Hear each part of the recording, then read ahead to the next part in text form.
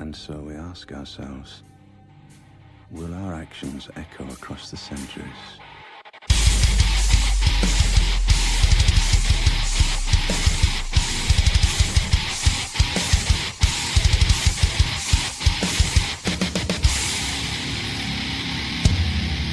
All right, so take two. We got like 11 yeah, started off right. We got like 11 minutes into the last one and your phone had disconnected like 3 or 4 times. So for whatever reason, my phone didn't want to stay connected. I'm wondering if it's the browser. No, it can't be the browser because I'm using the same browser on my fucking whatever. You got that Chrome app. No, I don't use Chrome. I use Brave. Oh. But the little line. I just use Safari like. Yeah, of course. Dude. A fucking Apple fag. So when I used to have an Android, I honestly enjoyed doing it was like customizing the home screen and the icons and the layout and everything. And so funny enough, one of the best phones I've ever had was, in my opinion, the HTC One M8. And it ended up getting screwed up because the audio jack on it went out, because that was when I was still in bands and playing music and stuff. Yeah. And I had a metronome app on my phone. So my buddy that was the drummer would just plug in and he would just use the metronome app on my phone. And he had these special drumming headphones that were noise canceling, like super nice noise canceling. They were basically like Peltors for drummers. And they had a 3.5 millimeter audio jack, but it was very, very, very slightly oversized. So it would end up over time degrading your port, so you couldn't use it. So my audio port just stopped working. And, this is before, this is probably 2015, 2016, maybe. So this is, I didn't have any sort of Bluetooth headphones or anything. I didn't end up getting any sort of Bluetooth headphones until my wife was like, "Hey, you can use my AirPods, sure." So, I ended up having to go and do a warranty on it, and they gave me a Samsung Galaxy S8, and that was like the worst phone I've ever had. Maybe it was I can't remember which version it was. I've had two Galaxies, and both of them were absolutely terrible, like the worst phones I've ever had. And then I had the first smartphone I got was a Droid, one of the Motorola Droids. But anyway, yeah, I nowadays I just use the basic Safari app. And funny enough, so there's one of my favorite things to do though when I would get these phones is do like app customization and home screens and all that stuff. And so there's a way that you can change your apps and everything on the iPhone, and you have to use the Shortcuts app. And you basically create this little script where you can make an icon out of whatever picture you want. So you can get these like icon packs online and just save them as files, like little picture files. And then you basically create an app with that, and then say, when I hit that, just open up this app. So you basically just replace the app picture, and you can take out the text and everything. And before, when you do it, this little drop-down menu would show up saying that your shortcut had been ran, like your script. And it was really annoying, so I didn't end up doing it. And then today I tried it, and because on the iPhones there's a little tiny bar at the top where like your cameras and your speaker and stuff. Yeah. Well, actually the speaker's right above it, but there's this little bar in the center, and that's what has the icon now, so it's not very obtrusive. So it's very nice.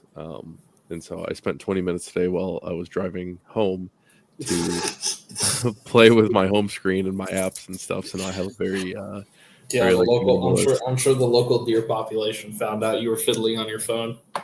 Well, the local deer population shouldn't be running into the road while I'm on my phone. They always fucking do that. I hate, dude, whenever I'm driving at night, like somewhere, usually after like red eye, like for whatever reason, if I go past anywhere wooded, you just see the glowing morons run across the street. It's like, oh, dude. Like, I hate it because I'm not used to it, because there's no deer in South Florida, and there's definitely no deer in Cape Ann. And so, like, you don't get that. But apparently everywhere has it. So whenever I'm driving anywhere but South Florida at night, like, the great herd of fucking deer decide like, oh, it's time to make myself known in front of these cars. Yeah. But anyways, I was just in Miami. Yeah, usually in Michigan, when you're in the more populated areas, every quarter mile to half mile on the freeway, there's a dead deer on the side of the road, or blood splattered everywhere and scraping for 100 feet. That's why you gotta get a fucking bull bar. That's why you gotta get an iPhone so you can play on your phone and customize your apps for 20 minutes. So you don't notice when you run over a deer. Dude, there was this one time a pavement fucking ornament. It was Easter, I think last year, and me and my wife were driving home from my parents' house, and so it was dark out, it was late, and we were going, and we have to go on this freeway north quite a bit, so we're going, and I'm following the car in front of me at an appropriate following distance of like 6 seconds, which whatever's normal on the highway, I can't remember, but I don't tailgate people is what I'm trying to say. But I wasn't very far from him either. I was like, I think I had to slow down to get a good following distance. And all of a sudden the guy in front of me swerves out of the way, and there was a car next to me, and there's this dead deer in the middle of the lane. And I was like, I don't know where to go. So I just kind of tried to center over it, and I was driving my wife's car, and we went right over top of it, and you could kind of hear it when we went over it, like that it had scraped the bottom. And I kept driving, and nothing felt weird, and no lights came on or whatever. So we get home, and it's obviously still dark out. So I check the underside, and you can kind of see some deer flesh on the front of it and some fur and stuff. I'm like, okay, whatever. Like we must have just barely grazed it. So we go inside for the night, whatever. I go to work next day. I think it's still dark out when I go to work. She comes out the next day to go do whatever, and she sends me a picture, and the whole back of her car it looked like it was wearing a shag carpet. Like it was completely covered in fur. There was so much hair on the back of her car, and I might still have this picture, but it was so funny. But yeah, whatever aged deer this was, it fit perfectly underneath her blazer. So it was. That's what you want. Yeah. It was really optimal peak performance, but yeah, I don't know. They're not going to teach that at Darcy. Evasive deer driving. No, although there's a bounty for certain animals on the property. And by bounty, I mean just like if certain animals evaporate. You can eat it.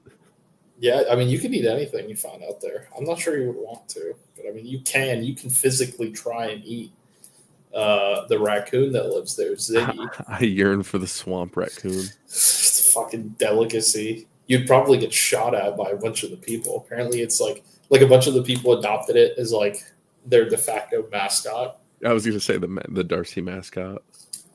So, you're probably going to have quite a bit of people feuding with you, but I'm sure it'd be delicious. That thing eats well. Nothing but MREs and Mountain House and the occasional snake, I'm sure. But is snake any good? I don't know. I've never eaten snake. I figured you would have eaten snake. No, I've eaten turtle. Turtle's pretty good. No, I didn't care for it. But yeah, so I was just at Darcy like 2 weeks ago in my brand spanking new Longhouse Preparedness t-shirts with the new logo that is totally not the LBT logo. Dude, the funniest thing about that was that after I had made the logo, I saw something from LBT just randomly, coincidentally, and I was like, "Oh, you got to be kidding me!" Yeah, I was like, you know what? I don't care. I'm sending it because, and that was the whole like first 10 minutes of the first attempt at recording. We were just talking about how good the shirts were, which I'm very happy to hear, and I'm gonna tell the whole story painstakingly again for you to listen to. Good. But when I first made the t-shirt design, like the new logo and stuff, and I had my buddy help me. He's one of my good friends, and he does a lot of the graphic design work that I need because I can only do so much, and at a certain point I don't know what I'm doing, and he's very good. So like he's the one that made the ASOG logo. I was in the field and I remember being in my tent and like drawing up a sketch on my notepad, like my notebook app on my phone, and sending it to him and saying, this is what I want for the ASOG. And then he ended up sending me a couple variations of it. And then I kind of gave him some sort of like input and how to tweak things and stuff. And before we know it, we had the ASOG logo. So anyway, I kind of had like a rough thing. I had the griffin cut out, and then I had the key, and then I had the sword, and they were just kind of put over, like the key and the sword were just kind of put over the griffin. And so then he went in and he traced the whole thing, and then like closed the hand around the objects and, you know, made it look good. But yeah, so initially it was facing to the right when you were looking at it, because I think that it looks better aesthetically, like facing to the right. I can't explain my reasoning, but just know that I think it looks better. And I had put up a thing saying that kind of like what the intent was in the design and stuff, and it's all based off of like a heraldry type thing with like symbols for everything.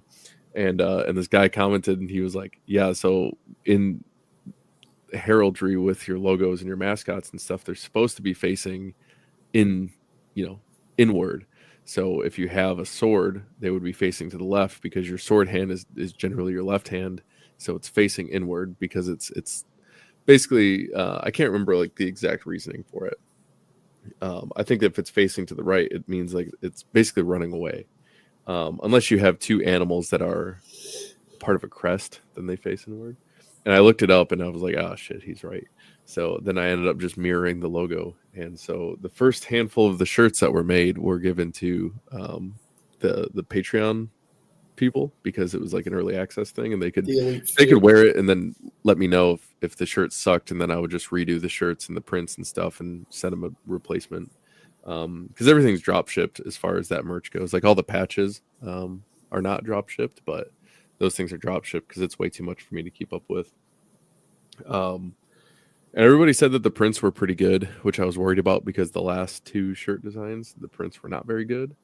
And so the shirts are actually different for the green and the red ones with the black logo. So the black logo shirts are a different thing. I wanted the red one because it's like a black powder red earth color, and then the green is like an OD green to wear as like an undershirt if you're a Marine. So yeah, that's raw, separate, fine, do or die, kill. Yeah. The fight, he's loyal. God, got his ass. Fucking gay, dude. I don't know how that guy was convinced to do that. You know how. Old boy didn't want to do it, but it was either this or divorce, because he's a Marine and he can't afford this thing. You know, he just didn't want to go back to the barracks. So he's like, no one's ever going to see this. I mean, he was a staff sergeant. Like the staff NCO barracks is probably not that yeah, bad at all. Do you want house or do you want barracks? They probably get a house. I don't know. I'm not active duty, so I don't know like what the staff NCOs get. I don't know what they get in the Marines, but I've seen many an NCO, you know, make the sad, solemn return back to a barracks. Yeah, it's just, I get it. It's like, yeah, dude, and he's like, my wife's never gonna make it big. This video's not gonna be anything. And then the wrong person saw it, shared it, and it was over. Yeah, that's fair. It was over. Dude, I think the worst part was that his face was in it. Yeah. Like, it was just like, I'm not saying, you know, like if it was just like from the neck down and like his name tape was like blurred, or like, you know, it could be someone else. It could be anyone else. But like, dude, you're just standing there at parade rest. Which is, so like, at this point, it's like a demeaning thing to have to stand. It's like you're already getting yelled at, and somebody's like, "All right, fix yourself," and you're like, "What? Yeah. What?" Like I've never made anybody stand at parade rest, because that's just not what I'm trying to do. I mean, I don't think it's demeaning. I think it's a respect thing, even though it is. Lame. But at the same time, it depends on the context. But you're doing it to yourself, which is, I think, worse. Yeah, and it really does depend on the context too.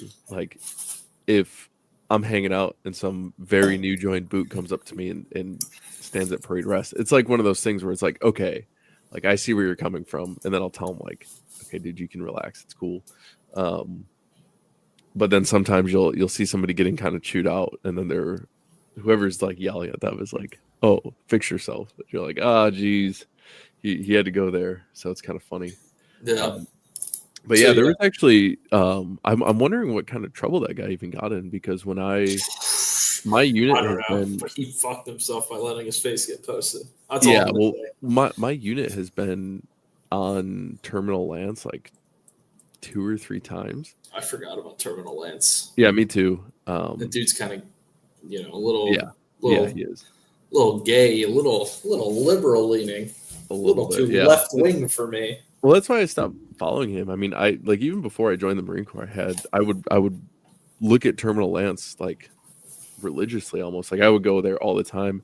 I had read all the comics leading up to that point. I would see when he would post new ones. I was like, I would too. whatever. I wasn't religious about it, but I enjoyed when it would come up on Facebook, and I'd be like, "Oh, look, a cool hip comic about the culture in the Marines or in the military." Yeah. I mean, I would follow it pretty well, and if something came out, I would know. And then I actually met him when I was in Mountain Com. We were all turning in our gear, and he was in Bridgeport, so he came and was talking to all of us. And there was this guy that was in my course, and he was like, somebody had him as like a chief drill instructor. This dude was the platoon sergeant for like some sniper platoon. I can't remember where they were out of. This dude was so wide, he had to like turn sideways to get into doorways.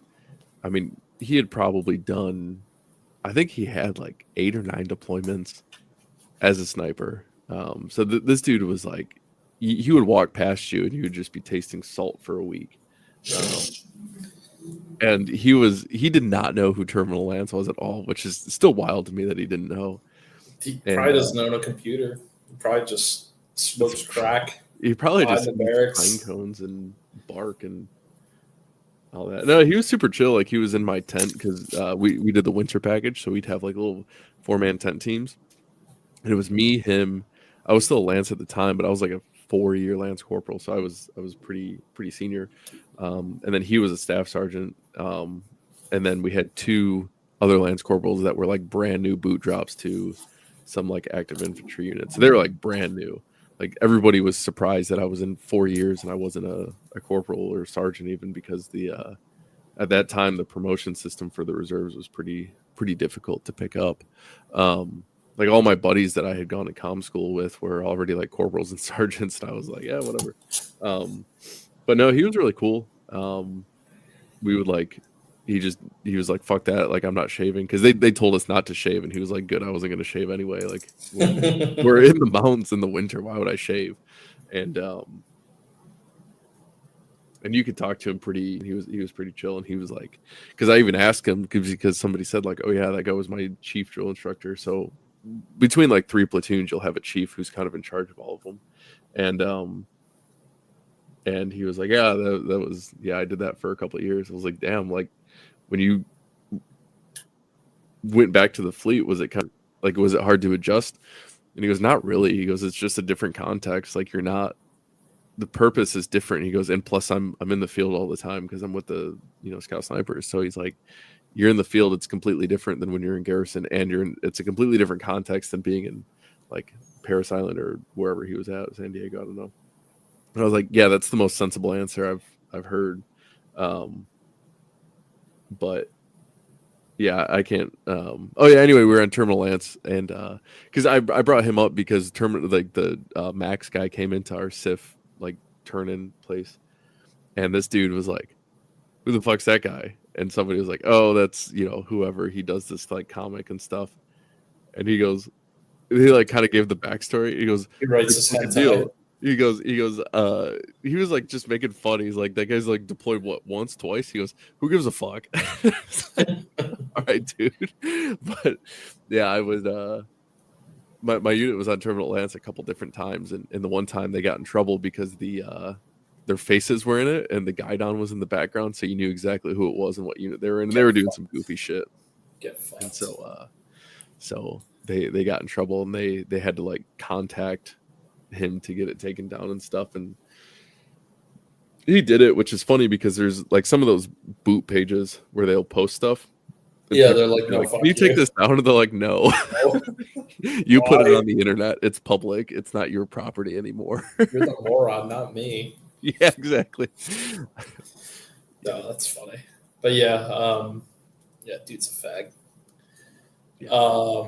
So your t-shirts worked out well at Darcy, right? Yeah. I'm glad that I had them because I packed super light because I just didn't want to pack a bunch of stuff, take it out to Miami. And then it's all stuff that, if it made the trip here when I moved, I'm probably going to want it back here when I'm coming back.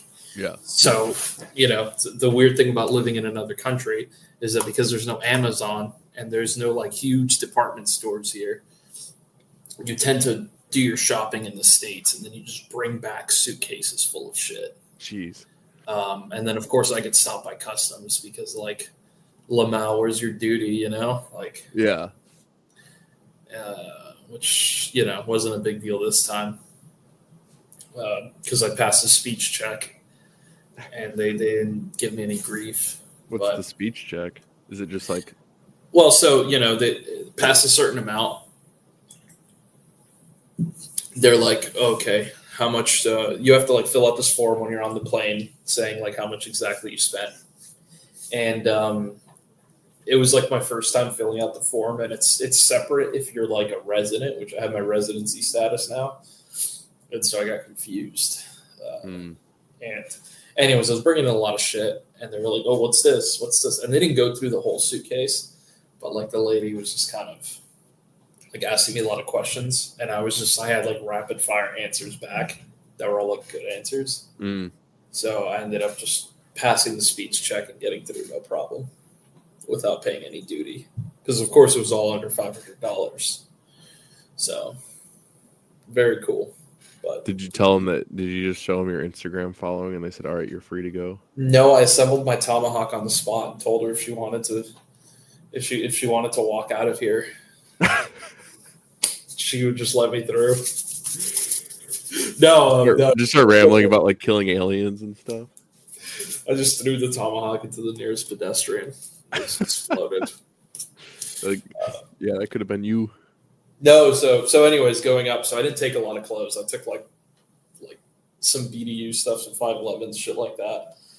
And then, the t-shirts were there. It's like, great. Like, this is stuff that I don't have to fucking think about. Like, this shit fits fine. And then I took it to Darcy, and then I said, oh, I'm going to get a cool picture with the Longhouse shirt at Darcy. And then I never did because I was too busy learning and doing shit. And then the last day when we were done, I was not wearing a t-shirt. So it was like, oh, well, fuck. There went the opportunity. In the shoot house. But, dude, it was like the best class I've ever taken. Which class? Which was like LECTEC or LECTC 1. I don't know how to fucking pronounce it, but I would read it as like LECTC. LECTEC. LECTC. I don't know. It's law enforcement counterterrorism course, level 1. So it's like basic baby level. And imagine it's basic baby level, and I have 28 pages of notes. Yeah. So like, is it all like CQB type stuff? We're mostly in shoot houses, but we also cover like the approach and the departure and the procedures and stuff like that goes into it, which is super interesting because who doesn't cover that? Literally everyone else. No one covers the approach and no one covers the departure. And it's actually very deliberate. Like there's a lot that goes into it. It's not just like, let's just run out of this building and like that's it. Or let's just fucking conga line in. Like there's reasons why you don't do that shit. Well, it's because buildings don't exist in a vacuum, right? Like it's like anything in the military, anything key terrain. Like it doesn't exist. Hill 170 does not exist in a vacuum. There's other hills and there's forests and there's LDAs and there's all sorts of shit leading to it. So you have to negotiate all that just to get to your objective, right? So it's the same thing with buildings. And I'm not a CQB expert. This is literally me, just I'm expert is about the farthest thing I could say. Like my experience. Before I don't know. You took LECTC 1, so that means that you should be able to start your own training company now and I'm going to start my own Darcy taught footwork. Yeah, I'm going to start my own breakdancing course. Yeah. How to how to Dougie in the doorway, you know, how to twerk in a hallway, you know. That's what I'm gonna do. That's where the money's at, dude. Well, and yeah, that's I don't know, dude. We could go into that for a long time. I know. I'm not even gonna get into it, but I was just talking to somebody else about that because they had asked me. It had kind of come up naturally, and they're like, "Hey, what are your thoughts on so and so?" And I was like, "I think that they're just marketing toward people that don't know any better." Now that thing is like a hobby, and it's very big in like the hobbyists. So, and I've made the distinction before, not to completely derail what you were talking about, but I've kind of brought up the distinction before where you have like the people that are more serious about things and then like the hobbyists. And if you're just a hobbyist, like that's fine, that's understandable. Like that's just where you're at, right? That's just what you want to do. Shooting is fun, gear is fun, tinkering with stuff is fun, taking courses if you have the income to, you know, put on courses and that's what your hobby is, it's fun. Like there's no downside to that. It's not a bad thing, but you just need to kind of own it and realize like where the extent of your quote unquote preparedness goes. And that's, you know, guns and gear kind of thing. And that's fine, right? But just know kind of where you're at and what your goals and aspirations are and like what your purpose is for everything. But anyway, like these training companies are marketing off of these people that have no sort of prior understanding of these concepts. Like they don't understand. They've never gotten a professional CQB course. And by professional, I mean like you're a basic boot in the military and they're like, okay, go in, this is how you clear your corners, go do it. Okay, checking the box, we're going on to the next thing. Because that's at least like an intro, right? Yeah, you know, your points of domination, your fucking 4-man CQB military room clearing that everyone in the goddamn military gets taught. Yeah, exactly. Stuff. And so the majority of people that have had this sort of training before should be able to pick out things and be like, this doesn't make sense to me. I mean, maybe they're hearing it and they're like, oh, I only got like a very basic level. This is probably like a higher level thing. But it just doesn't make sense, right? Like, what's your purpose? Like, what are you trying to accomplish? And context is everything, you know. So like, you know, LECTC is it's presented as a, you know, and this is pretty much the tagline. What happens when active shooter tactics fail and you need a, you know, you're dealing with a multi-cell, trained, committed, zealous opposing force that has no regard for anyone's life, including their own. Like, how do you deal with that? This isn't like someone you can reason with and, you know, there's innocent people around them and you're on the timer. Like with any active shooter thing, you're on the timer, right? That's the premise of the course. It's like, this is what you do when all this other shit fails. So, well, it's like hostage rescue stuff too, right? Like you're putting the lives of the hostage over your own. It's weird. It's weird to say it's a hostage rescue class because like hostage rescue is such a weird. I'm not saying weird. It's pretty cut and dry in terms of like what it means. It's in the name, but like when you say hostage rescue, people think. Like they immediately think like elite units, like, you know, Delta Force or like somebody with a gun to somebody else's head and you're going to drop them. And, you know, if you were an inch off, you're killing the hostage kind of thing. Which I mean, you know, is a real thing that happens. And, you know, funny enough, the people who probably deal with it a lot are police. So there's courses, you know, it's like a primer.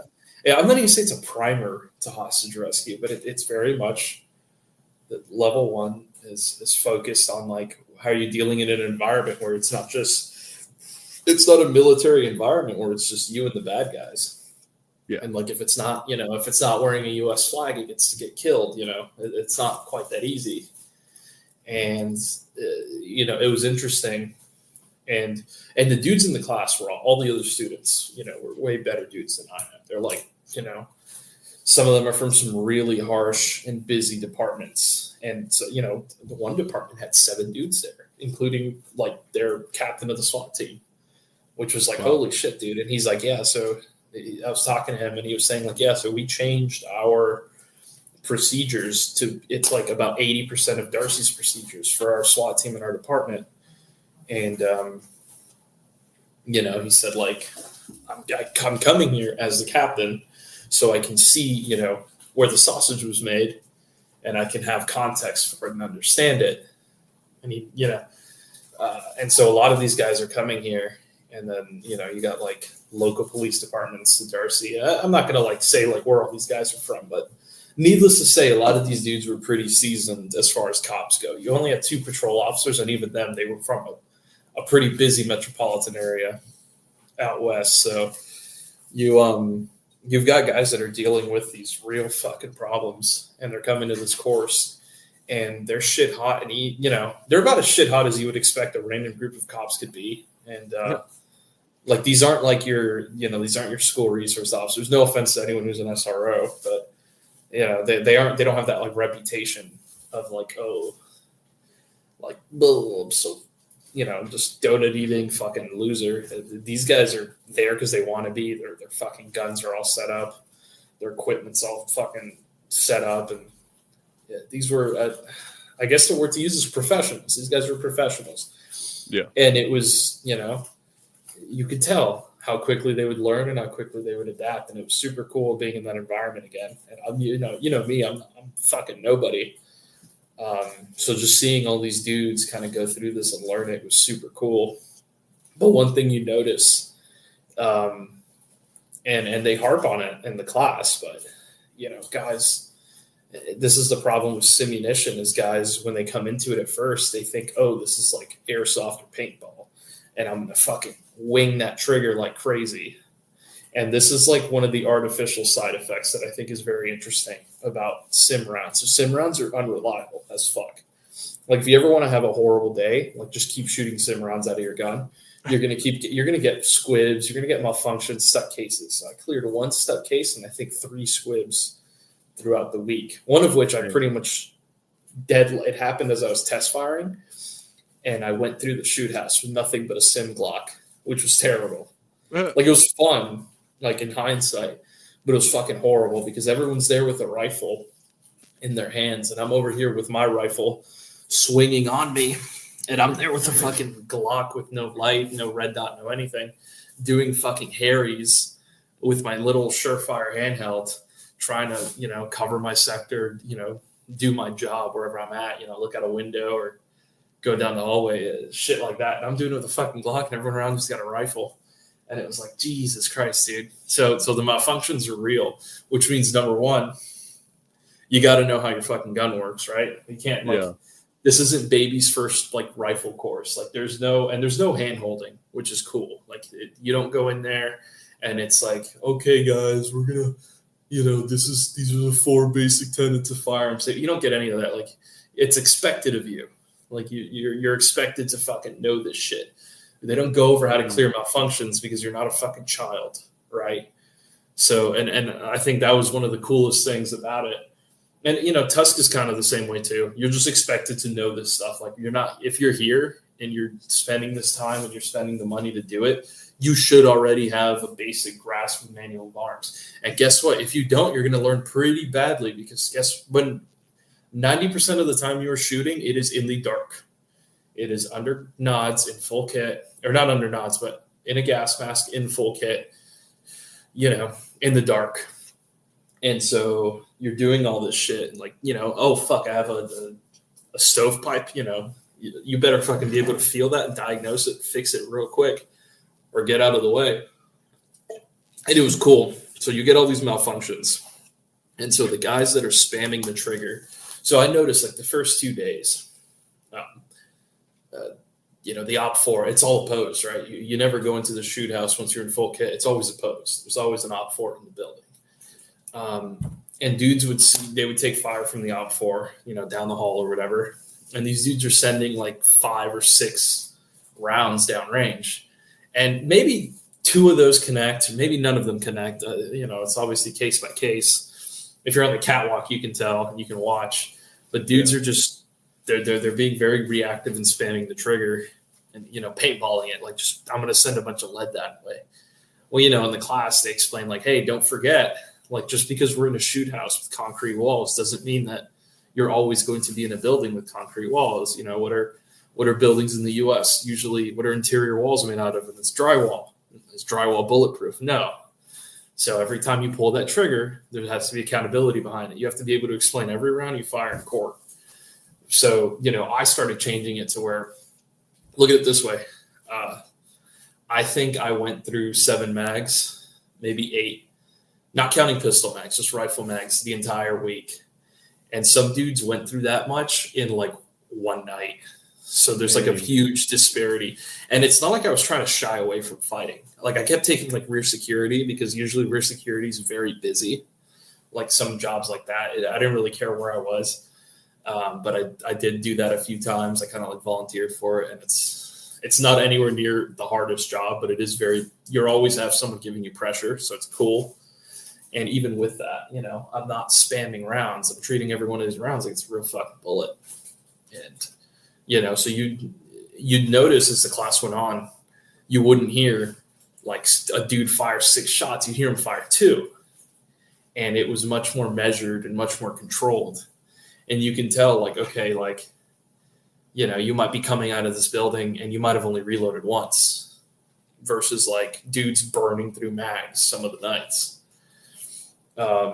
which was cool. It's like, you know, even within the stack, like obviously if you're on the catwalk the entire time, you're one of the instructor development guys, you see it all change because you're just watching. You're always an observer. But even in the shoot house, I could tell that dudes were getting much better, much more measured about what they were doing. And, you know, that's confidence, right? That's confidence and training. Right. So it was cool as fuck to see that. Yeah. No, that's pretty cool. Yeah. And that, I think that's kind of one of the benefits too about like blanks and stuff, is that they're generally a little bit more reliable than sims are. So, you know, you can, I don't know, like for me with the force on force that we did back in March. Yeah. I mean, I had 6 or 7 mags. I think that everybody bought like 200 rounds of sims. So like everybody had 200 rounds on them. And I went through that in less than 10 minutes. But you know, it's also because they're so reliable, right? Like if you have a good BFA that's properly set up for your gun and your gun's set up and everything. I mean, like obviously, like when I was in MCT, we'd have problems where guys with the M16s would have M4 BFAs on them, and it would hardly work, and you know, vice versa.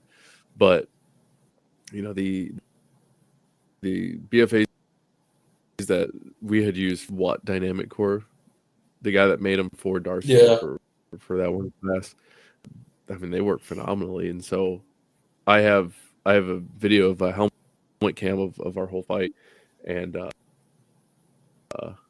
it's not like a private I can show people, but in the whole 7 or 8 minutes or however long the assault was, I didn't have a single malfunction, and I even shot more than 200 rounds because somebody had tossed me a mag because I ran out of ammo. Because I was, as soon as, you know, we started getting into it and taking contact, and I could see where guys were at and where guys were firing from. I mean, I was spamming the trigger because the part of my brain is like, okay, this is how I'm going to be in real life. I'm going to be aggressive. I'm coming out here to kill everybody that I can. You're also small groups too. Like that's the other thing. Yeah. You know, when we were going to the shoot house by the last few days, it was the entire class. So you had like a huge, you know, group going through that, you know, going through the shoot house or going through, you know, wherever we were at.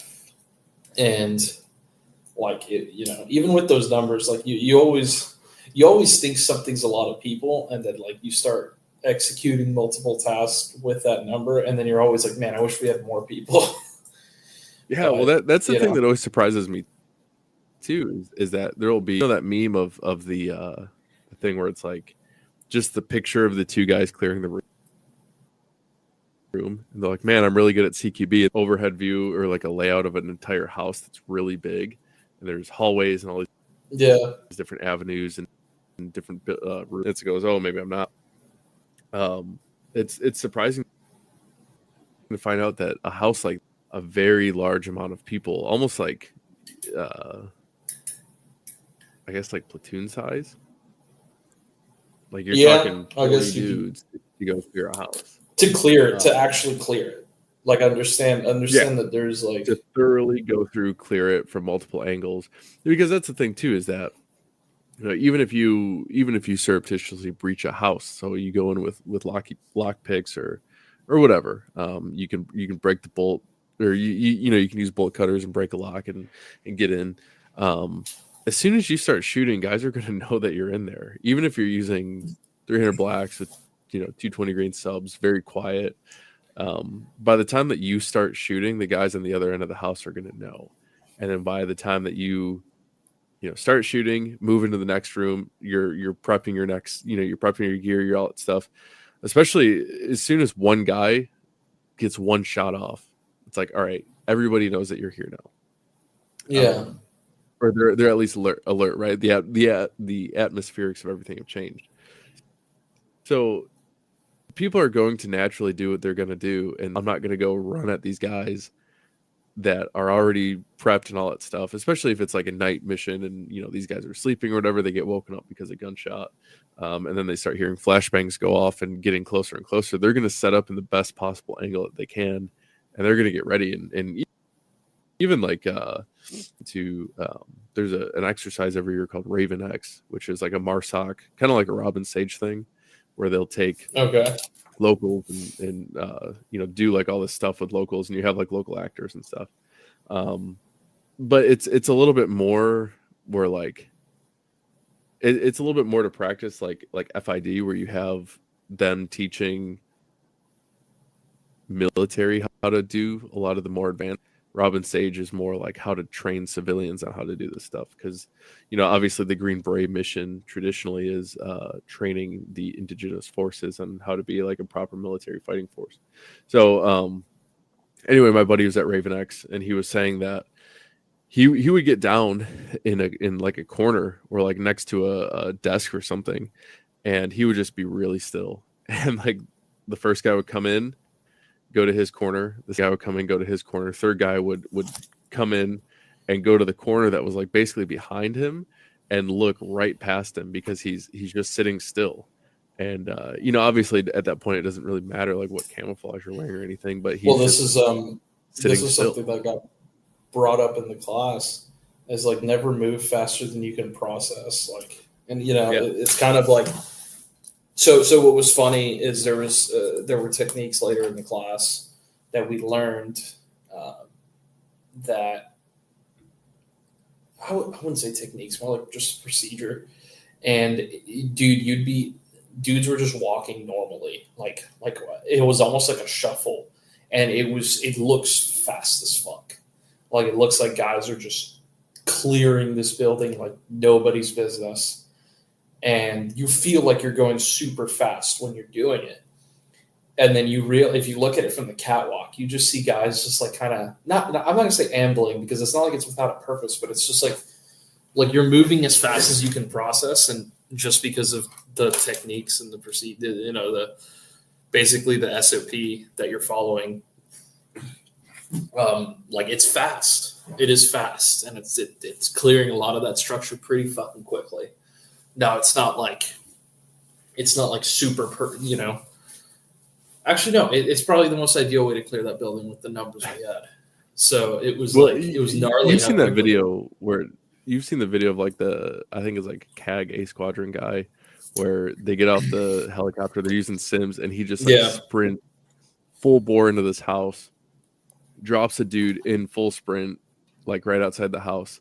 Goes in, immediately drops a guy, opens the door, drops another guy, like goes into a room, scans like the whole room basically in half a second, goes into a hallway, drops somebody, and then classic Sims, he has a malfunction, so he goes to the back of the stack, and like the first time I saw this video, I was surprised. I've seen the first like minute. Oh, dude, yeah, I mean it is only like a minute, right? They clear the house and they land with like a little bird and get there pretty quick.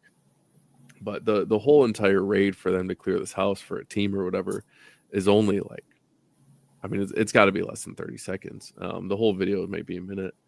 So I mean, that's like the top, like that's probably like one of the fastest that you can properly do like CQB. And the other thing too is that the mission that they were doing or that they were training was a hostage rescue. So at that point too, they're going to be a lot quicker because it's like, you know, you have these guys that are taking hostages. Obviously people know that there's hostages there, so they're already sort of compromised.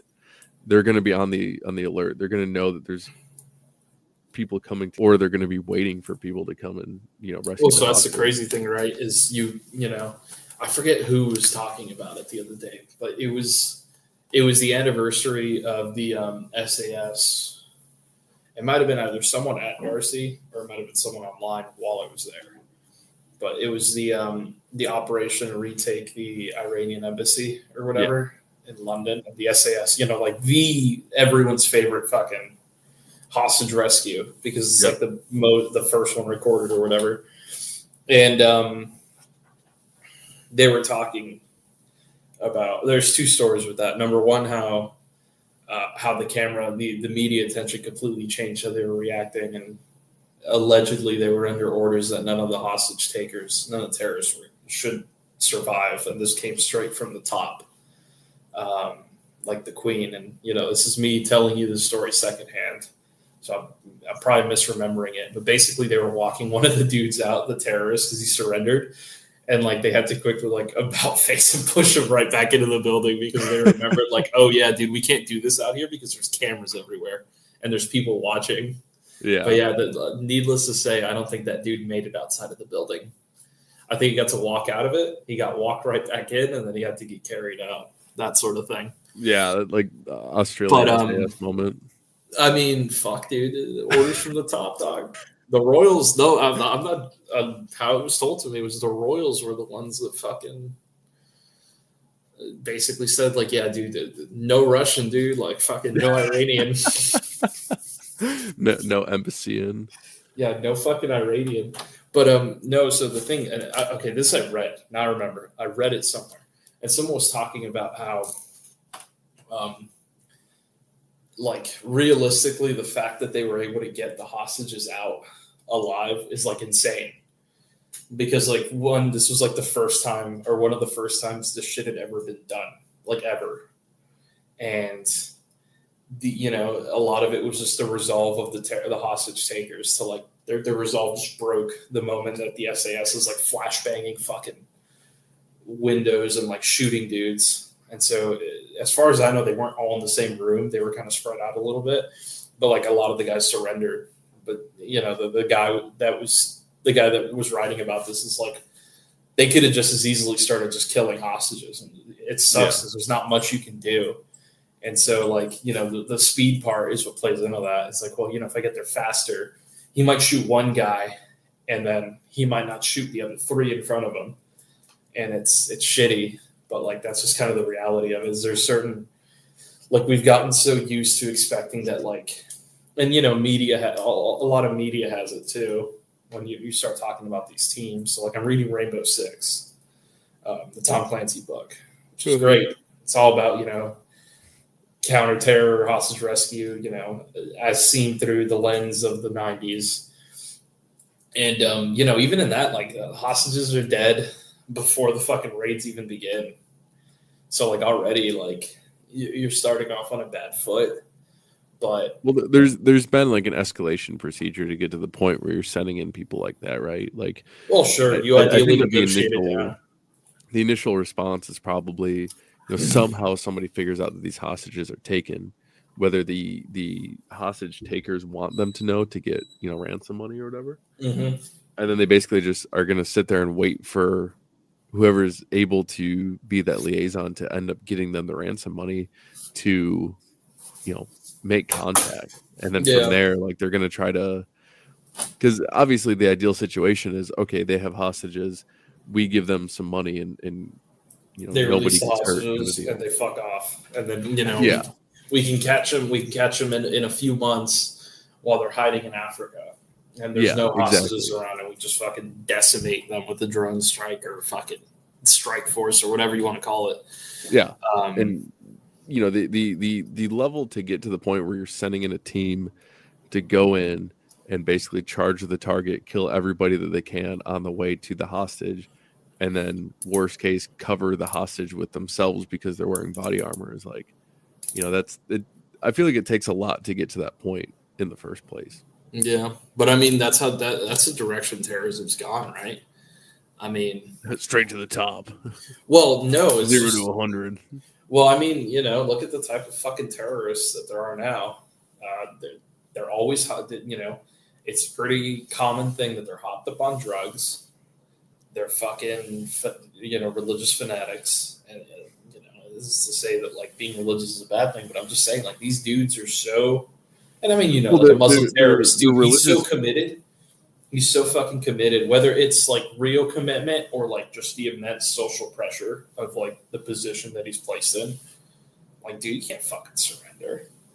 Like, yeah, and I think too a lot of it is the religion that they are, right? Like you don't, I've seen the thing before where it was like trying to put like Islam and Catholicism on the same level, where it'll have a picture of a woman in a burqa or whatever, just like covers her hair and everything, like her face isn't covered, and then it'll show like a nun who's covering her hair and everything. It's like, oh, what's the difference? And it's like, well, the difference is that one like flies into buildings, right? Like obviously the women aren't, but the whole is based around what a guy who was a warlord who had like a parasite on his brain driving him insane was telling people. You read the Quran, it's all about me. It's all about like being a warlord and taking 6-year-old brides and stuff like that. So I think too, like the whole region of Middle East and North Africa is, you're already having the core thing that binds them all together is a violent thing that rewards you for killing off the opposition. And that's even like do you know who he was like an Australian, not SAS, but it's like the 2 Commando. He was like a signal dude, like a RTO. Yeah. He had a podcast that ended up getting like deplatformed off everything. It was called Bedtime Worries, and I love it. I loved whenever it would come out, and he only did it like for, I don't know, he maybe had like 10 episodes and it got canned, but he would tell like the funniest stories, and he had some pretty crazy experiences too in Afghanistan, and then he went to Mosul in 2016 or 17 when ISIS like retook Iraq, and so he was telling the story about how the Iraqis, when they would set up like their VBIDs, like their vehicle-borne IEDs or vehicle-based IEDs or whatever, they would take this truck and like completely fill it with explosives, and then they would weld a big dumpster to the front of it as like a battering ram, and then they would basically take the shit bag of their group, like the guy that they wanted to get rid of, and they'd be like, dude, listen, if you do this, you're set, right? Paradise, like all that stuff. And the guy would be like, all right, cool. And he'd get in there, and then they'd have like a dead man switch hooked up. So if he let go or, grip too tight or whatever, it would go off, or probably let go. And so like, no matter what, this thing's blowing up, like whether he's going to do it with the intended effects or not, it's going to blow up. And, but it's like a pretty easy sales pitch to these guys, versus if somebody came up to you and was like, hey, the enemy's in this building. The only way that we know how to get rid of them, or the way that we can do it to instill some fear, is to put you into this truck that we have rigged up with explosives. You are 1,000,000% going to die, but don't worry about it, dude. You'll be able to go to heaven afterward. You're going to be like, I don't want to do that. Yeah. Well, they use the retardant too, right? Yeah. Like for suicide bombers and stuff, they use like, the mentally disabled. Or they use people that are like destitute, and it's like, the amount of like the level of inbreeding in that region of the world is very, very high. So you have a very good fighting force of dudes just ready to blow themselves up. That happens. It happens to the best of us. Yeah, man. Yeah, West Virginia, rise up. You know what I'm saying? Dude, it's just settlements there. It's not even towns. So the thing too, like you were saying with like TC1, where it's a lot about like between buildings and stuff. So there's a pretty good video. It's like an older BCM video. I think it was probably made like 6 or 8 years ago. It's called The Capability. And the Northern Red or whatever. Yeah, the Northern Red guys, and they're going through and it's very heavy on when they're inside the building and clearing it and stuff. However, there's quite a bit of stuff like of them approaching the building, which is pretty cool. And so obviously I'm watch it right now. Ooh, high man, low man. Ew.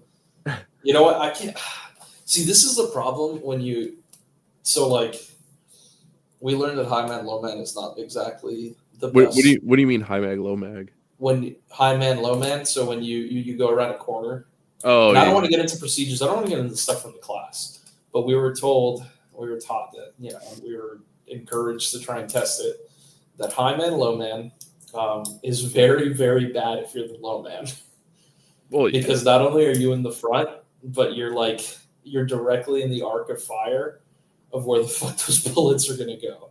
And so high man, low man, like I think the low man, like if they get engaged, like 90% of the time dies or like gets injured. So it's like, holy shit, dude, like you're doing this procedure and it sucks. Whoa. And like literally I open up the video, the first thing to do is high man, low man, but I'll say this. Number one, it was taught to us in the Army to do high man, low man. And there was never anyone that said anything that was wrong with it. So I blame the institution for this one. I'll be like, look, like no one's teaching a better way. I blame the fucking man, dude. I mean, look, I'm not going to say, because dudes are going to be like, oh, this dude's sucking Darcy's dick. And it's like, I think it's a great place. I think it's the best place for this sort of stuff, as far as I can see, that actually like has like enrollment that's accessible and available. And as far as I know, it's the best. If someone wants to debate that, by all means, but like it's very hard to make a curriculum from somewhere like that and mass produce it to like enlisted men. So I get why CQB in like at least the conventional military. Number one, LECTC 1 is a police course, not a military course.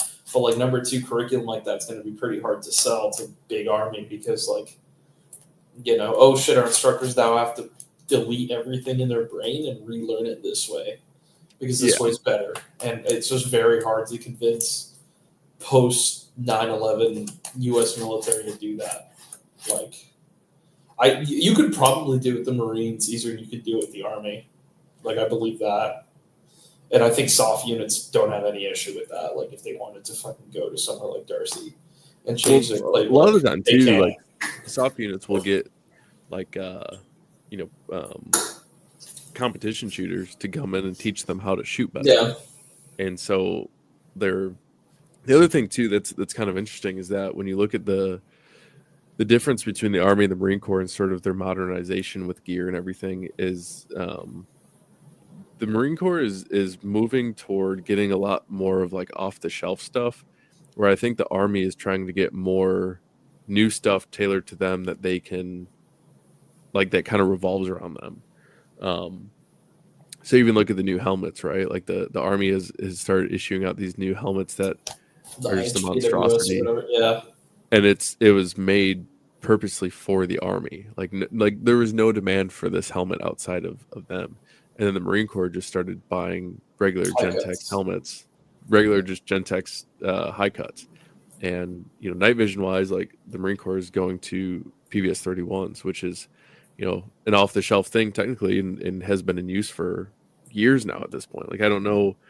Obviously, PVS 31s have been being used for quite a while because I'm pretty sure that 31s exist tubes and quads were what were used during the Bin Laden raid, which is in 2009 or whatever? 11. Yeah. So, the PVS 31s have been out for over 10 years now, I'm sure. I don't know the exact date and time when they hit the market and started being used, but they're still very widely used and proven. And so, I think that the Marine Corps is making a good thing. I mean, obviously too, like the plate carrier that they switched to is more of a custom built thing, but I'm pretty sure that First Spear builds them because they have tubes and everything. So it's still like a very large like commercial manufacturer versus KDH, who made the Gen 2 plate carriers beforehand, were much. I mean, they only really do contracts. Like, well, let me see. Plate carrier Gen 3. Yeah, First Spear. Yeah, I don't know what the fuck. Yeah, like I said, I don't know what the fuck the Army's doing. Yeah, it's kind of like, I don't either. I mean, even I think that one of the other things too, and I was talking to a buddy who's bringing this point up, and he's a pretty like experienced dude. As he was saying that like the entire difference between like somebody who joins the Marine Corps and somebody who joins any other branch is that, generally speaking, the guys that join the Marines aren't doing it for like a Camaro and like free college. So it's kind of like a different mindset for the guys that join, like even admin dudes, or whatever, like the more like Pogue type jobs still have that thing where they're like, I kind of want to go out and, versus the Army, where you have a lot of people. Obviously the infantry is different. Like if you join the infantry, you're joining because you're like, I want to go fight.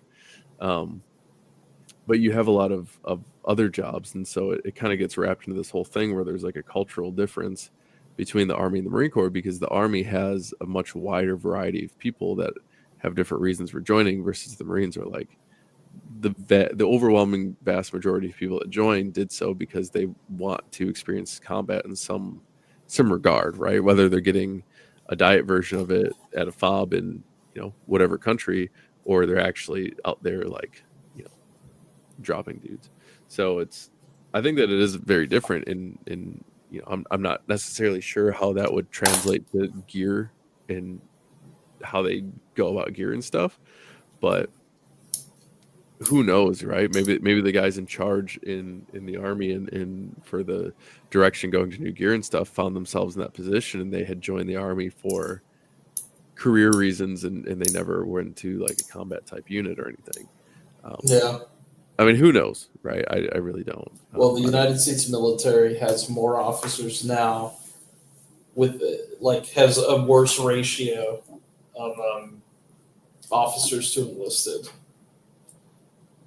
Too many we had in World War II. Yeah, too many like general officers and stuff like that. Than World War II. So imagine our biggest war, like in recent memory or whatever, in recent history, and there are more generals now, even now that we're not really at like a direct conventional conflict. There are more generals now, ratio-wise, based off of our numbers, than there were for World War II. So it's like, dude, like, what the fuck? Interesting. It's top heavy, which is bad. Yeah. What do you think? Like, if somebody, how often do people ask you, like, oh, should I still join the military? Pretty often. I don't know. I've toned down my Instagram thing quite a bit. I don't really post anymore and shit like that. I don't feel like there's much more to say that isn't just, and we'll get to that in a sec. But people ask me like, should I join? And I'm like, look, dude, the biggest factor for me telling someone to join or not join is going to be, where are you in life? And then the second biggest factor is going to be like, do you care about vaccinations or whatever? Because that was the big thing that gutted the military, was the vax, the whole COVID vax thing. Which is, since then it's been rescinded. Like it's gone. Well, still, but you're still going to get vaccinated. Like they're just going to fucking shove it in you and not tell you what the fuck it is. Like, if you enlist from now on, that's what you're getting, that in you. So if you don't want that in you, and you're very adamant you don't want it in you, then like, don't enlist, don't join the military. But if you don't care about that, then the thing you need to reconcile is the military aligned with your belief system? And if you don't you know, if that isn't an issue for you, whether you're different or like it is aligned with your belief system, like where are you at in life? And that kind of determines like, should you join the National Guard or the reserves or should you go active duty? I think a lot of dudes right now, and I hate to like disparage dudes that are down, but a lot of dudes are fucking losers. And like they don't have anything going for them. And I'm like, dude, fuck, if you don't have anything going for you and you're either not working or you have a really shitty job or you don't care, you're not excited, enlist, dude. I mean, fuck. Like if you're really at the end of your rope, enlist or join the police or do something if that's what you want to do. Well, the other thing too is that you're on a time limit. A lot of the guys, once they reach, 22 years old, it's like, okay, well, the last 4 years since you've graduated, you really haven't done much. Do you really think that the next 4 years you're gonna do what you should have been doing? Within an 8-year span, do you think you're really gonna be doing what you should have been doing in 4 years, or our next 4 years and do 8 years worth of work in the next 4 years? So, I would agree with that it's kind of like one of those things where you're like, okay, well, and granted, like I don't think that the military is right for everyone.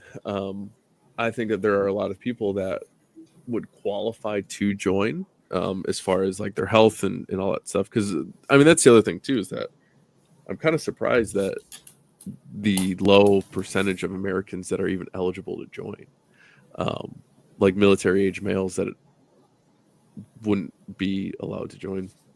It's pretty high. But anyway, like even if you are, I don't really think that it's right for everyone. I don't think that everyone should do it, or I don't think that there's anything wrong in not joining. I think that there's a lot of good reason to join, like even if it's like the tradition or the just the fact that you can be happy with yourself and say like, okay, well, I did it, because that's going to be the biggest thing that's going to fuck with dudes is that regret of not enlisting. I've seen dudes go through that, the regret of not enlisting. Like if you wanted to enlist, but you kept like pushing it off, and then like I was gonna say, like you're on a time limit, dude. Yeah. Like there's a point to where you're gonna be too old to fucking do what you want to do. And that's the thing too, is that if I didn't enlist when I did, I mean, granted now I'm approaching like the 10-year mark, but if I didn't enlist when I did, and it was now, and I wanted to enlist, first of all, like I truly do believe that I would be much further behind in life than I am now, just because of the job opportunities I've gotten to kind of start building my career, because I didn't go to college, were mostly due to the fact that I had that on my resume. And then you add that in with like the VA mortgage and all that stuff, like all these other benefits, like I'm doing pretty well in life for somebody my age. And if I had waited until I was 28 and I hadn't joined, I would be further behind. And at this point, like if I decided like, okay, yeah, I should join now, granted, if things were different, if things were different in the regard that I said, maybe things would be different in the rest of my life. But at this point now, like, dude, I have kids and a family, and I'm married, and it is a little bit harder for me to pick up and say like, okay, well, I'm going to go to 3 months of boot and a week of take a tremendous pay cut. Yeah, another month of combat training, and then however many months of my job school and stuff just to be just to start. And then even if it's just the reserves, it's still like, okay, well, that's almost a year or exceeding a year where you're not with your family, because they're really not going to come with you into all your training places. And no, they might come to your job school if it's a longer one. Like I know that for like the Q course in schools that are like 2 years long, like some of the more advanced, like big brain stuff, your family can come live in the area, and like you can live off base because it's like a 2-year school, but that's pretty rare. So yeah, I don't know. I personally think that it's still a good thing. I think that a lot of when you really break down a lot of the like moral opposition of like, oh, we haven't fought for anything worthwhile, and we're only doing what's in the best interest of the banks and things like that. I think that it kind of falls apart after a little while. Like after you really start diving into it, I think that it does largely fall apart. And so it really I get the point, but at the same time, like, man, I get the point. I just don't think that it's a strong point. Like, I don't know. I understand if someone really has those convictions and they don't want to join, like, so be it, dude. Yeah, I mean, I'm not going to convince somebody who's if somebody's like, oh, I wanted to join my whole life, but I'm not going to join now because of these things. It's like, well, you are going to regret it. I understand not joining an institution that doesn't align with your values and doesn't see eye to eye with you. Yeah, but at the same time, the institution, number one, we're not deploying dudes constantly to like. I mean, I don't know. You've got guys deploying everywhere. Still, it's like training stuff, though. It's not. Yeah, it depends on where you're going. The amount of combat deployments is pretty minimal right now. It's pretty slim, but it does happen. But I mean, I don't know. I'll say it. It's a big army, dude, and I mean, like, there's a lot of shit. Like, I don't know. You could say the same about like not joining the army and fighting, wars for bankers or for fucking, small countries in the Middle East formed in 1948, or countries in Eastern Europe that you can point to on a map. Like, what's this shit called? You could say the same reasoning about a lot of other stuff. It's like, okay, well, do you pay your taxes or not? And it's like, I'm not disparaging. I'm not saying that like, oh, your reasoning's bad. Like, if you don't want to join, don't join. Like, but if you're really at a dead-ended life, I mean, that usually doesn't end well. And if enlistment's the only way out, like, I mean, fuck it, dude. Like, go suck the man's dick for 4 years. It sucks, but at the same time, it's pretty rewarding because of the people you end up being around and the experiences you end up creating and the things you learn about yourself and the world. I mean, no matter what, the military still hasn't gotten rid of that. Like, you being a baby off the street and walking in and going to OSET at Benning or whatever the fuck it's called now, or going to Paris Island or fucking wherever the fuck, and then coming out and you're an infantryman or you're whatever MOS you pick. Like, I mean, that's a pretty big fucking change, man. Yeah. That's a significant change. I think it's more profound when you're 18, but because you really are like leaving school and then stepping into this wide world of fucking uncertainty.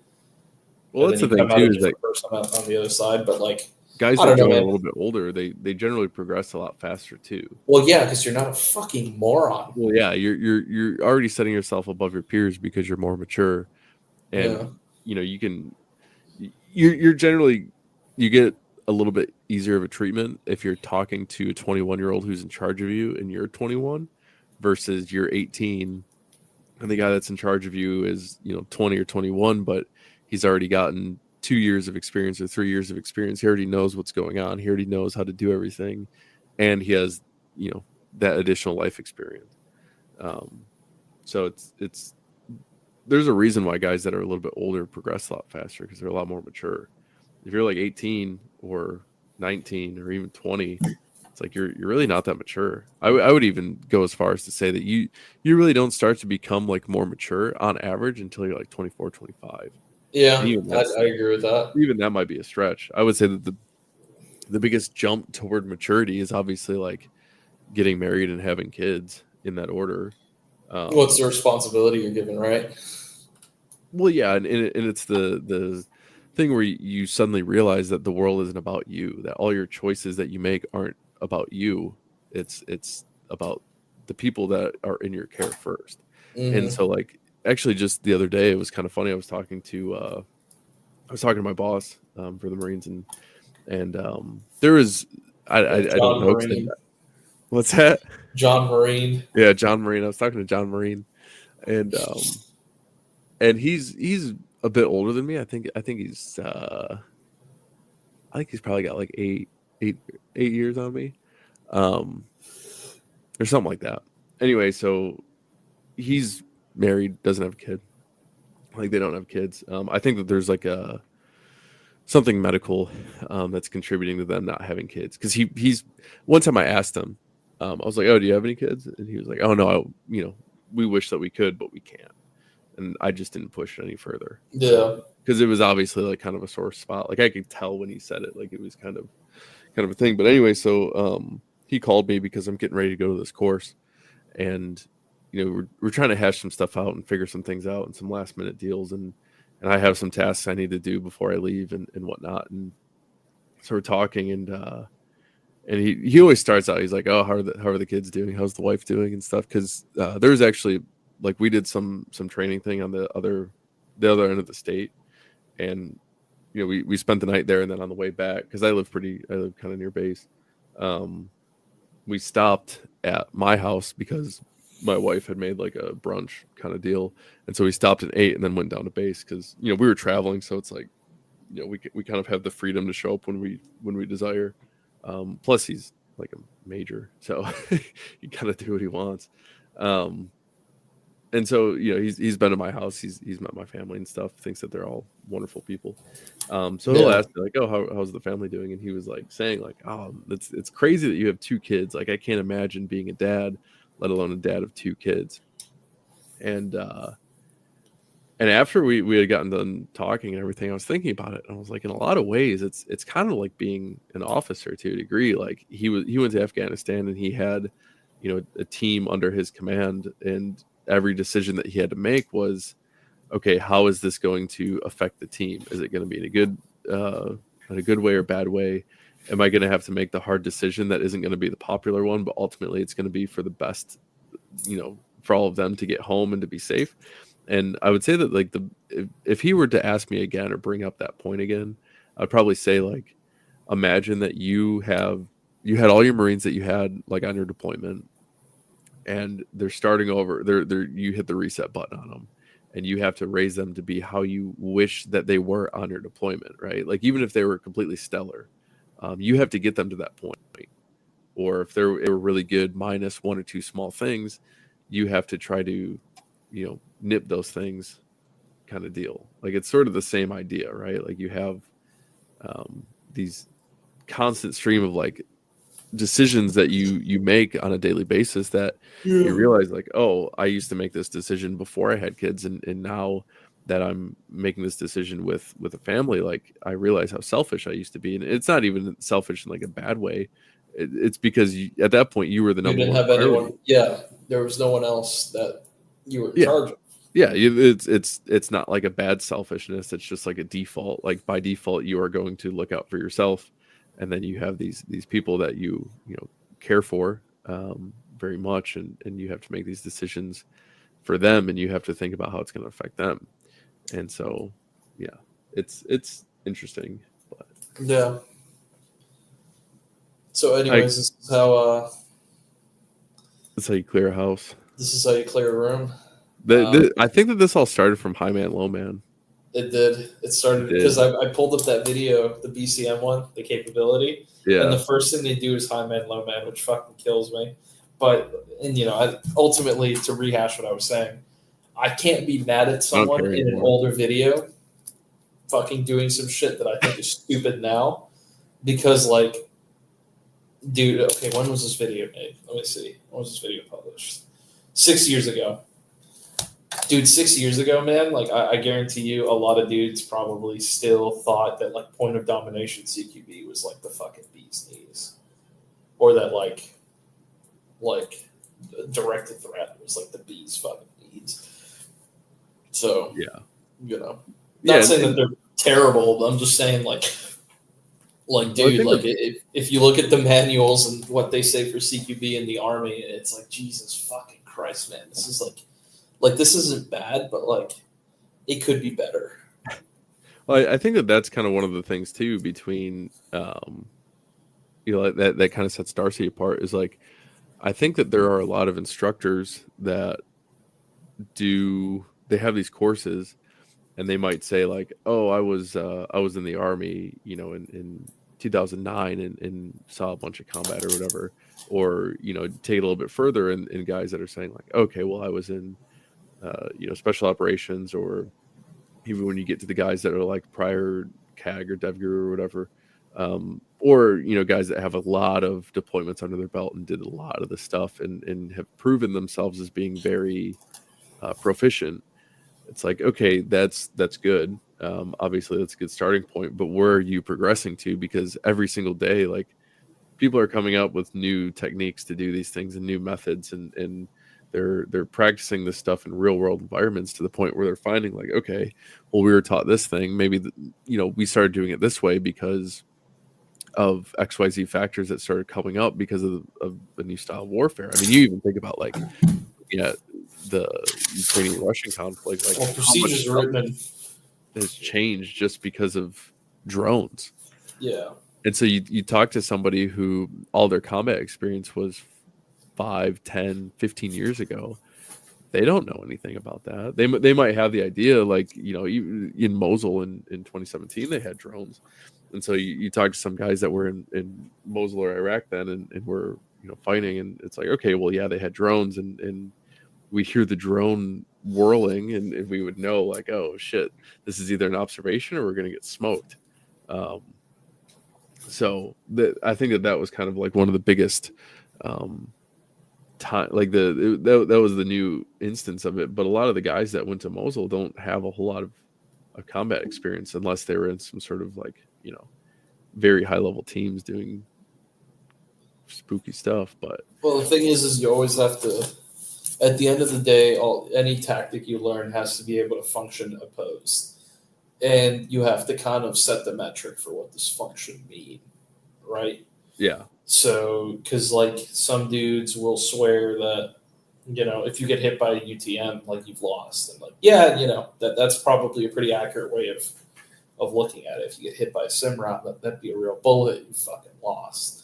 But what if the mission isn't your survivability, but it's the survivability of hostages, let's say? Okay, well, you're no longer a priority. Kind of going back to what you were talking about with your kids, with children in general. And it's like, okay, well, you're no longer the priority. So now how you do things has to shift because they're the priority. The hostages and civilians are the priority. Then it's you, and then it's the fucking bad guy. So, guess what? Like this whole preservation of force, like, yeah, you have to keep security up. You have to preserve your force. But I mean, fuck, dude. Like if a couple dudes catch a round in the plate, but you've accomplished the mission, I mean, is that acceptable? I think the problem is we're so risk averse. And I'm not saying that Darcy's teaching you how to be like foolish or like rushing into, at the end of the day, like we very much were trying to preserve our force. Like security is hard. Like you never violate security is like repeated over and over again. But like, then this is beyond the class. But I mean, at the end of the day, you got to present this stuff. And this is to anyone that's got their little group or whatever, or if you're part of an organization, like everything you undertake has risk to it. Like you can try and play this game of preservation of force, but at a certain point, it's you're shooting yourself in the foot. I mean, look at some of these mass shootings that have had terrible fucking responses. And, if you throw the conspiracies aside, like there's a culture in law enforcement right now. And, I'm not a cop, so I can't really say for sure I get it.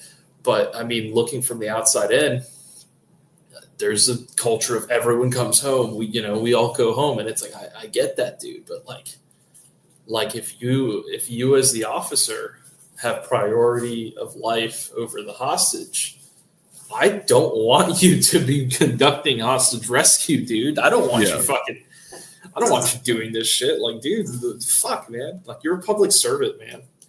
Like, if the Army, if the Marines told you tomorrow, like, hey, man, you got to defend this fucking town. You got to defend the town you live in from the Chinese paratroopers. Like, and there's a bunch of civilians in there. You're probably not going to try to fight in the fucking town unless those civilians are out of it. You're probably going to try to fight on the outskirts because it's like, well, there's all these fucking people, which are people that I know, but even if they weren't, they're Americans, and they're about to be in the worst environment in the world.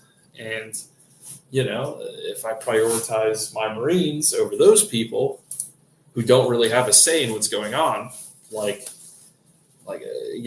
fucking over innocent people. But at the end of the day, as a Marine or as a soldier, or as a cop, or as, whatever, like, homie, you signed up for this shit. Like, don't forget, that you fucking volunteer for this shit. The time for second guessing was at MEPS, dude. You could have said no. You missed your chance, homie. Well, We're here. You have an M4 in your hands, dude. It's Sign like the risk fucking mitigation. scrap. Well, you know, and risk is the funnest word in the world because, like, everyone has a different idea of what acceptable risk is. You know, some people, you know, you can't be the guy running fast and loose all the time because then you get sloppy or stupid shit happens.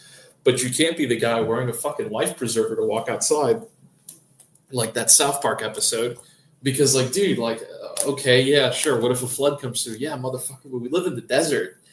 A flood isn't coming through. Yeah, and probably not. Like that also brings up like a good difference between like military side versus civilian side. Is, you know, you obviously, like, military side, your chances of running riskier missions is higher, but also, like, people are joining you willingly to do that stuff, and they're getting paid for it, and they're getting a good payout. Like, it's a lot easier for people that are like higher level to make risks when they have kind of that sort of padding of like, okay, well, you know, these people are going to be able to get this sort of like good life insurance payout. And not to say obviously that their life isn't worth, you know, whatever, or that it's an acceptable risk to get your guys killed, but it's also a different thing when it's like, okay, you're looking at some sort of you know, scenario, an event that happens in the US, and you take your buddies that you've been training with over the years, and you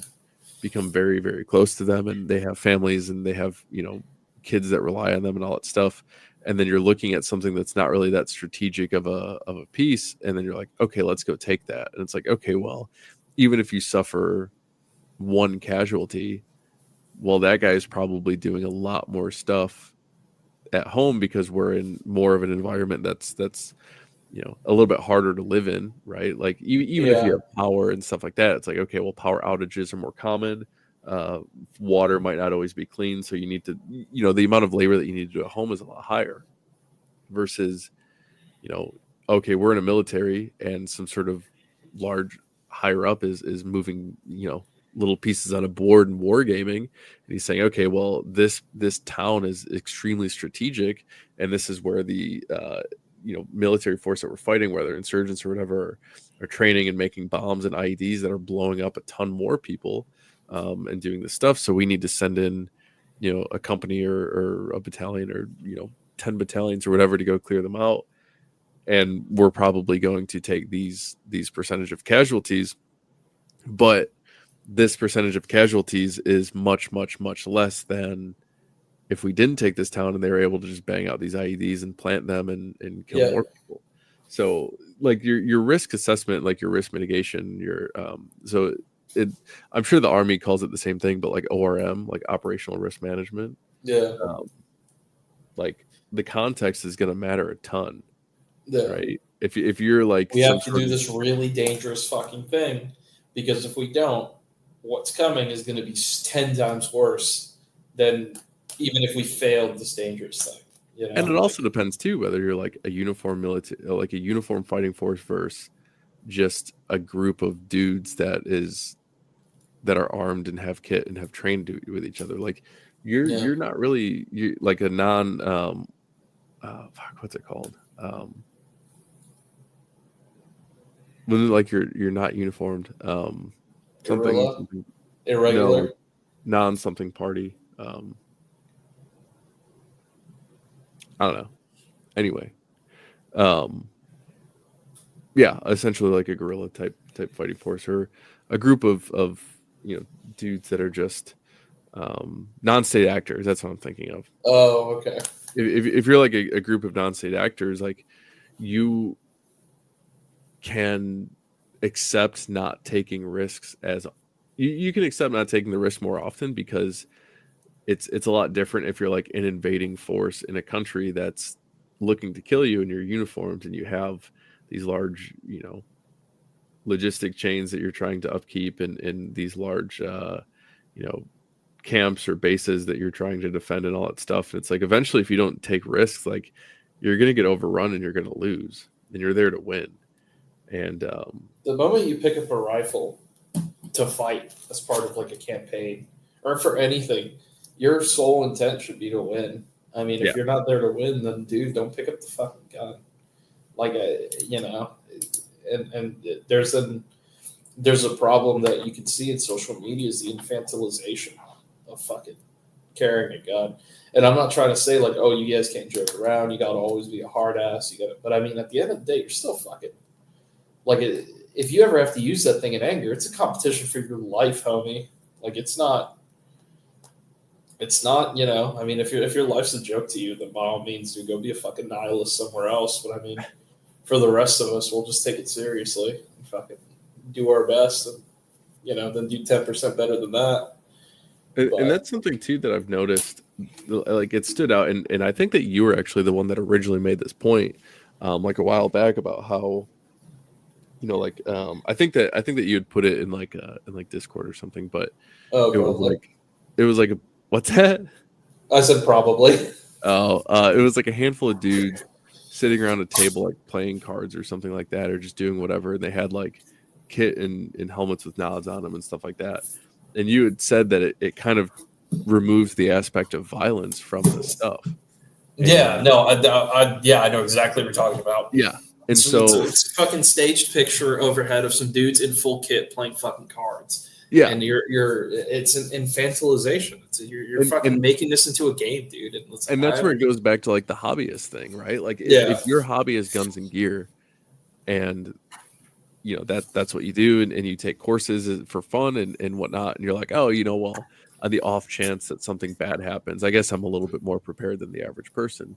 Yeah, and there's nothing wrong with that. It's just like it's just a different approach that you need to take to things, and it's a different realization. It's just not in line with how I would want to do things. And it's one of those things too, where like if people are talking about certain things from like a hobbyist perspective, and I see it, I'm probably just going to ignore it, because I'm like, well, this is a different perspective than I'm going to have. This is a different sort of thing that I'm trying to get. Like if you're talking about dudes that are, or you know, dudes that are talking about like collector's rifles and stuff. Like, yeah, okay, I have some old desirable milsurps next to me, but like, I'm not into guns for the collectability or like the collection type deal. Like, I have my own reasons. So I'm just going to sit out when people start talking about these old milsurps and which ones are more desirable and the collectible value and stuff like that, because it's just not where my place is. But that's kind of one of the things that you see with like a lot of these guys that are the hobbyists that are getting into this stuff for fun, and they're taking these CQB courses, is you can tell that they don't have any sort of aggression, or even guys that are running just drills. And okay, you know, you ever want to see aggression, dude, and I will always sing the praises of this video, is go look at Ranger Bat, some of their shit on YouTube, some of the videos that, you know, the regiment itself put out. Look at how they bound. Look at how they assault a bunker. Dude, it's aggressive. It's violent. Like, you want to see violence of action. You want to see what that looks like. Go look at that, dude. Yeah. And then you'll watch dudes bound, and it's so fucking lazy. And I get it. We're training and we're just learning this, but like, dude, I don't. That's not a good excuse though. Like I dude, understand. Like, okay, yeah, no. We're training this. We're learning this. We're gonna go and we're gonna get the motions down and understand how the mechanics of it work. We're gonna get down on a knee instead of going prone, so we don't wear ourselves out before we really start doing this. But it's like once you get it down, and once you understand the concept, the why, the what, like, you know, the different commands, like, you know, peeling versus bounding versus breaking contact and stuff. Like, once you start doing it for real, like, you should be going full bore in training, full throttle, dude. Like if and that's kind of the thing that like sort of irks me sometimes when I see people that will run these little courses that they have, or like run drills or something. It's like you have no aggression. And I understand, like, yeah, you're shooting at cardboard and you're shooting at paper. How can you put holes in it more aggressively? But it's all in like your approach and to your target. Like, if you're moving between positions, you need to do it in a sense that look at it this way, dude. Shot at. Look. You can. Or two people are walking, right? They're walking on a fucking sidewalk. I've heard this joke before. Have you? I'm just making it up. No, I don't know. I'm making it up in my head, so it'd be fucking crazy. You should be like in a CIA lab, like locked behind fucking like 18 fucking locks. If you can tell this one, I'm making it up. But just to make my point. So there's two guys walking, right? And yeah, they're both walking, but one of them's walking like a fucking, like a fairy, like he's fucking skipping around, walking like he's got a dick up his ass. And the other one's walking like, go ahead and find an NCO on any military base and fucking watch him walk, dude. That motherfucker's walking headstrong, dude. Looks like if you put a door in front of him, he'll just walk through it if he was dumb enough, which probably is, but yeah, they're both walking, but one of them, do you want to look like a fag or do you want to fucking look like a man? And dude, it's funny too that you bring that up because it just reminded me of this time. You can tell, dude. You can tell. Just look at how someone walks and you can fucking tell. Yeah, it's stupid. Dude, it's stupid, but you can. No, it's 100% true. Like I was doing an ITX one time. We were in 29 Palms, and I was pretty junior. I think at this point I had like 2 years in.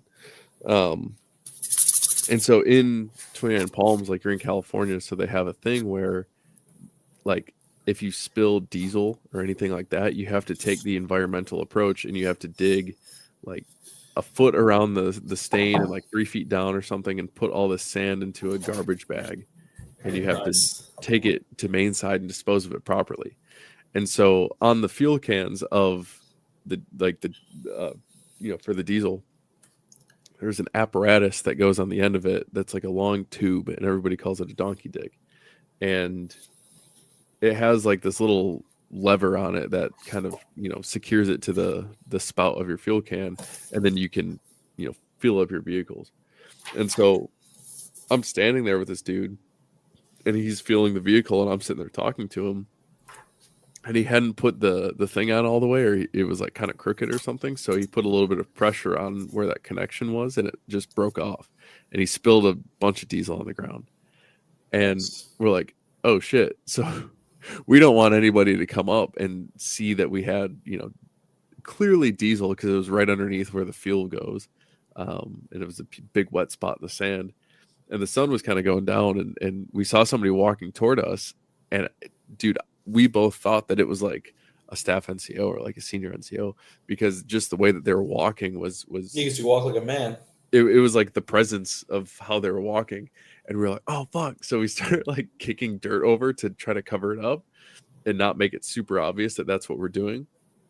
And the dude walked up and he was just like a buddy. Like he was just like another Lance Corporal. And we're like, oh shit, dude, we thought you were like, an E7 or something like that. And he was like, why? And we're like, just the way that you walked.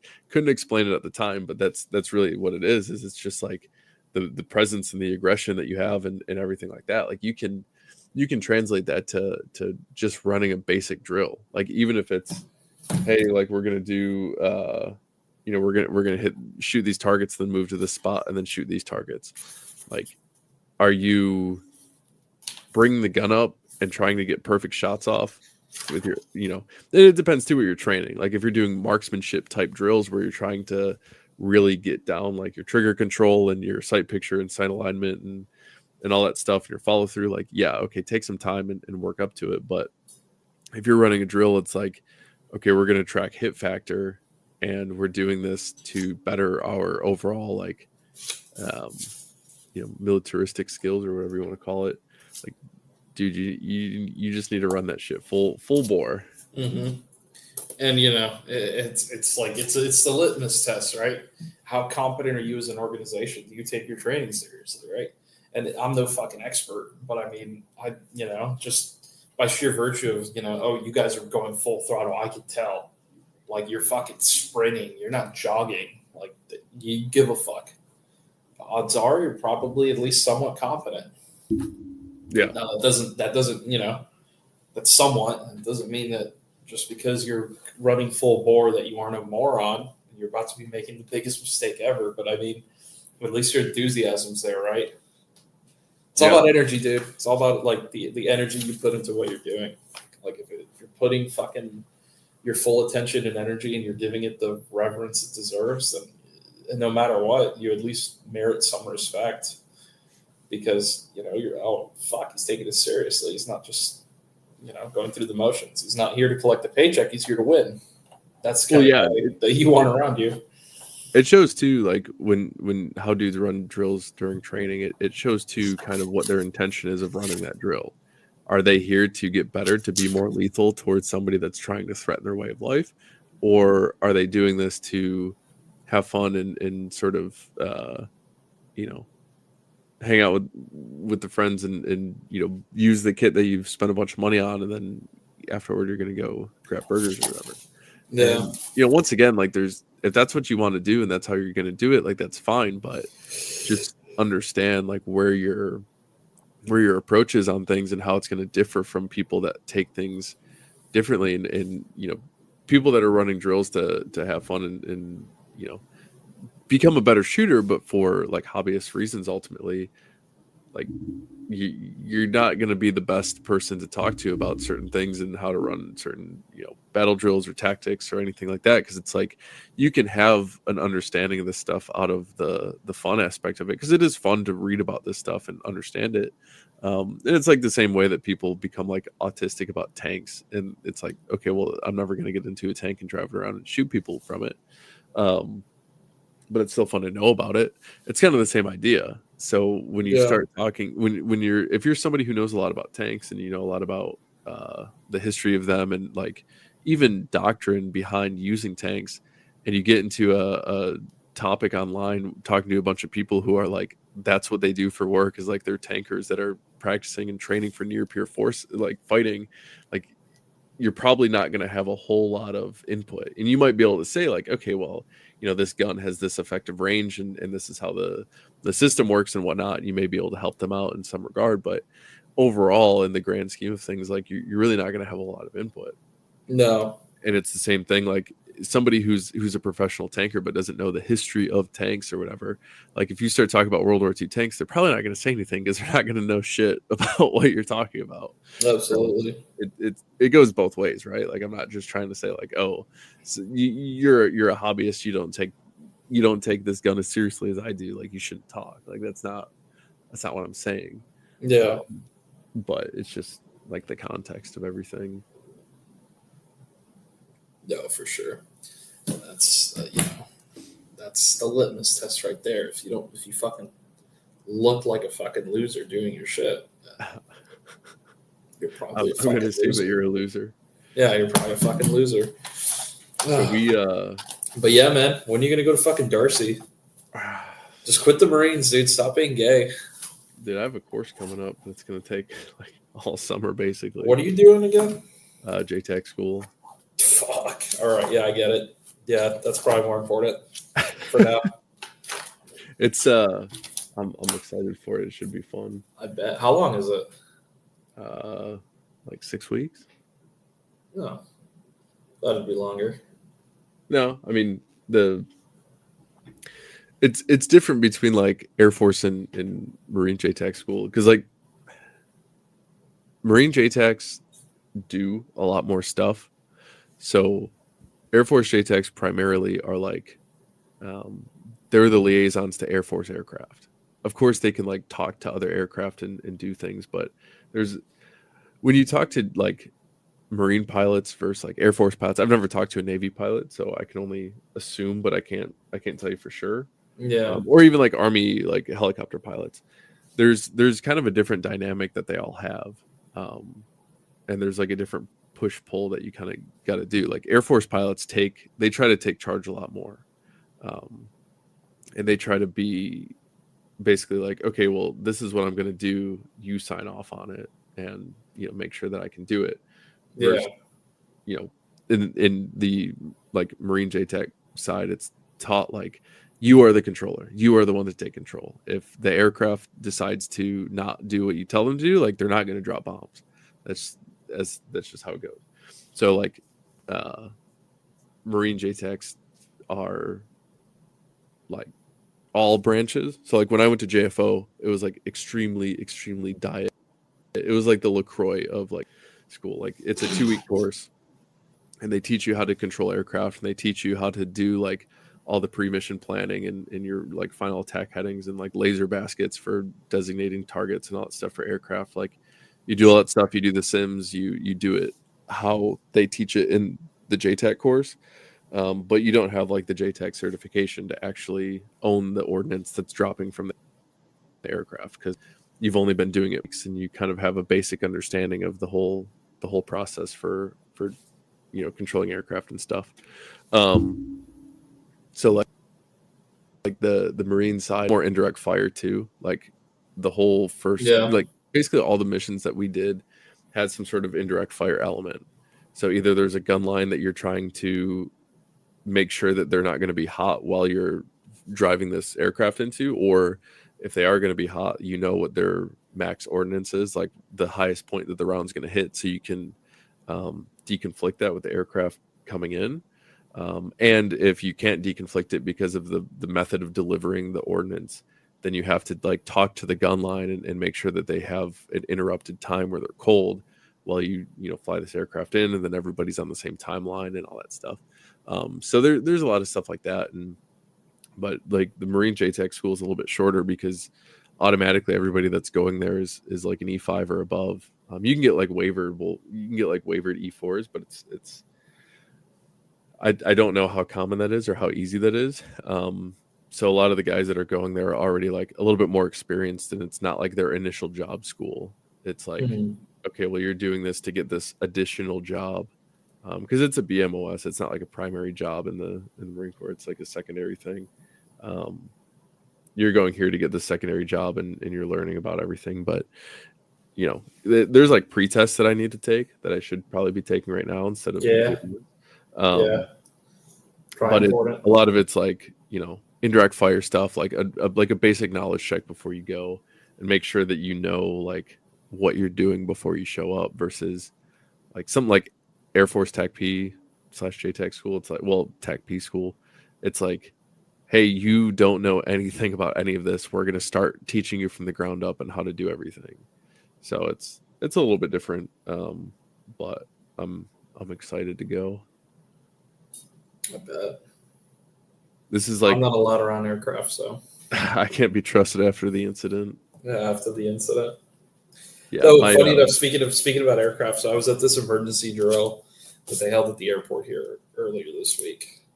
I just signed up for it. Like literally, I got back, and then like a day later, it was in the newspaper, and I just sent an email, and they're like, "Yep, you want to be the volunteer? Here you go." So I show up, and you want to talk about unorganized. I mean, that shit was. It was kind of organized, kind of not organized. It was pretty rough. But I didn't even know what I was doing until 2 hours in. And I was a friend and family of the victims, which was funny. But it was supposed to be a simulated airplane crash on the runway. And so, the drill's really for emergency services, the airport, the airline, and like the media or whatever. So all of those working in synergy. So like I spent most of my time sitting in a conference room grilling people, and then they're like, yeah, we can't really tell you what's going on because we don't know. It's like, all right, cool. You don't know, then put me in contact with someone who does. So they give you this number that's a hotline. And Cayman's a pretty multicultural place sometimes. So we ended up talking to a British guy on the phone, right? Like very, very clearly British accent. And the first guy's just talking to him in English, no problem. And then I take the phone and I start talking to him in Spanish, and he has no fucking idea what's going on. And so he gets his buddy to talk to me. And I'm complaining. I'm like, I'm looking for, and they give you a name of like one of the victims. And they're like, I'm looking for so-and-so. I don't know what's John happening. Fry. Yeah, I'm looking for fucking John Airplane. And John Airplane is my cousin. And it was funny because they were when they giving the names, they're like, do you care if it's a man or a woman? And I almost wanted to say, like, dude, give me a man, I'm gonna be fucking gay. just to fuck around, but no. I was like, dude, I don't care, just give me whatever. And I'm just glad we had to memorize the name. And I'm like, I'm just glad this is a really short and easy name. Like the first and last name start with the same letter. It was both M's. So it's fucking easy to remember. Because then you would be like, when you went upstairs to like the airport conference room or whatever the fuck, you would have to ask for the name that you got. Hopefully you remembered it. Otherwise, guess what? You're not in the drill anymore. You show up and it's Michael Moore, and you have to drag his fat ass out of the airplane. I'm gonna cut him into pieces or pull him out that way. Takes 6 hours. Just sit there with the tomahawk, just chopping, looking bad, man. No, I'm almost done. I'm almost done. I got it. Oh, it's just his leg. Fuck.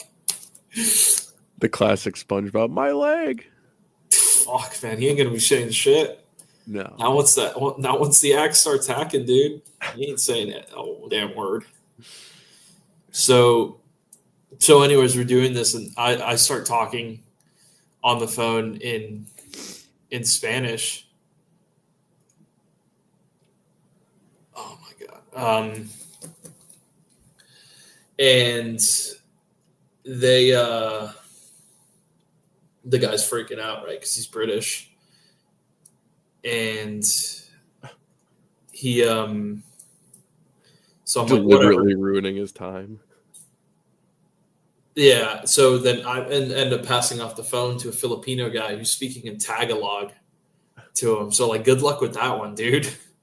Like, you thought Spanish was bad. Have fun with Tagalog. And then we passed it back to the first guy because the first guy knew French. So he just starts spitting off in French. And it's like, it's just, dude, you can hear that this dude's exasperated. Like, he's not having a good time on the phone. And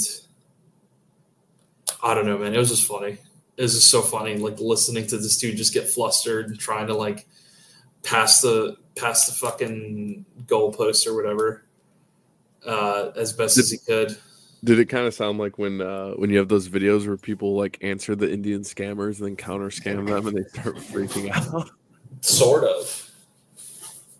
I mean, it wasn't great, but That's so funny to me. I felt bad for him. But I mean, the whole reason we're doing this is so that you stop sucking. Well, yeah, it probably gave him a good insight that like the chances of him talking to a bunch of people whose English isn't their first language. It's a tourist island. You end up needing to find a solution for people who don't speak fucking English to be able to communicate. Yeah, no, I mean it's one of those things too where like even if you go to a training exercise and you fuck everything up, you're like, okay, well now I have more consideration to train toward. So ultimately though, how did it go? Was it pretty atrocious? I don't know. I didn't see anything on the tarmac. Huh. It's anyone's fucking guess. That's fair. Yeah, there was like right before we did this, or right before we started this the first time, I put in like just a Q&A on Telegram and then Instagram. So we want to knock out some questions real quick. Most are Let's do it. Posts, but Let's do the questions. Fuck it. Let's do it. All right. So I'll go on the Telegram ones. First guy says, "What pipes and pipe blends are you enjoying lately?" That's a you question, not a me. Yeah, you can add in with cigars because I don't really like cigars, but pipes, it's just I mostly use like K Woodies. I have a little case. Actually, let me grab it. It's like this little tiny knockoff Pelican that's probably like 3 by 5 inches by like 4 tall, 3.5, 4 tall, and it's called like Flambeau or something. Oh yeah, I know what those are. It's like a knockoff, like those really little Pelicans that you can get. Yeah. So I use that as like my little tobacco box, and I like it because I can grab the whole thing and throw it in a bag or whatever and not have to worry about it. But like I have my pipe, which is a little K Woody, K Woody drinkless. So it's like a bent stem. I have like a lighter, my tamp. I have a little pouch with tobacco in it from Merchant Service Pipes, and then I have a little stand and a backup lighter and additional tamp. And then the tobacco has mostly just been like Wild Bill's, which is like just a local tobacco shop. I think they have them like all throughout the Midwest, but it's just like very basic like Cavendish blend that's pretty good. I normally like the Virginias. Virginias and Cavendish blends are both pretty good to me, so that's what I've been. It's usually what I smoke, and that's usually what I enjoy. But I don't know if you have any like cigar. Romeo and Juliet's are like my brand, like that I like my go-to. Obviously the ones that I smoke are Cubans because I'm here and there's no embargo to worry about, like as if in the States, but their blends are pretty good. I like Perdomo. Padron. What else? My understanding, like Cubans really, I've heard a lot of people that are cigar smokers say that Cubans really aren't anything great, but they were desirable because coke. They said they were desirable because they were. That's really most of it. Most of it is there's a lot of really good cigars that you can smoke in the States. The forbidden fruit. It's forbidden fruit. No, it's 100% the forbidden fruit fucking meme. But yeah. All right, next one. What sunglasses make you tactical? I don't really wear sunglasses. Fucking, you know what, man? You want to get the red Oakleys. Yeah, get the black powder red Earth Oakleys. But if you really want my recommendation of sunglasses, get Oakleys you can replace the lenses in. I have like a pair of Maui Jims right now, and I have Oakleys, and I have all sorts of shit. And the problem with Maui Jims is they don't really. I broke my pair by mistake, dropping them, which already is kind of an X in their category, and a check for Oakley. But Oakley's pretty easy to find replacement lenses, especially polarized, which is a big deal to me. So, just go with something that's not like super esoteric and has like some replacement lenses, just because you're going to scratch them no matter what, unless you're like a super freak about super freaky. Yeah, right. About always putting your glasses and whatnot in the case, which you should. Don't let me fucking roast you over something you should be doing and I should have been doing. But yeah. Next one says, "What is the airspeed velocity of an U-laden swallow?" Unladen swallow. I always forget what that's a reference to. It's probably some Monty Python shit. Oh yeah, I've never seen Monty Python, but I would assume that's probably like 20 miles an hour or something. Yeah. I don't know. Let me type it in. Let me answer this once and for all. Oh, it's like auto-filled. Like, yeah, you type in airspeed velocity and it shows up as like a thing. Of an unladen swallows. Yeah, 20.1 miles an hour. Boom. I've never even seen Monty Python.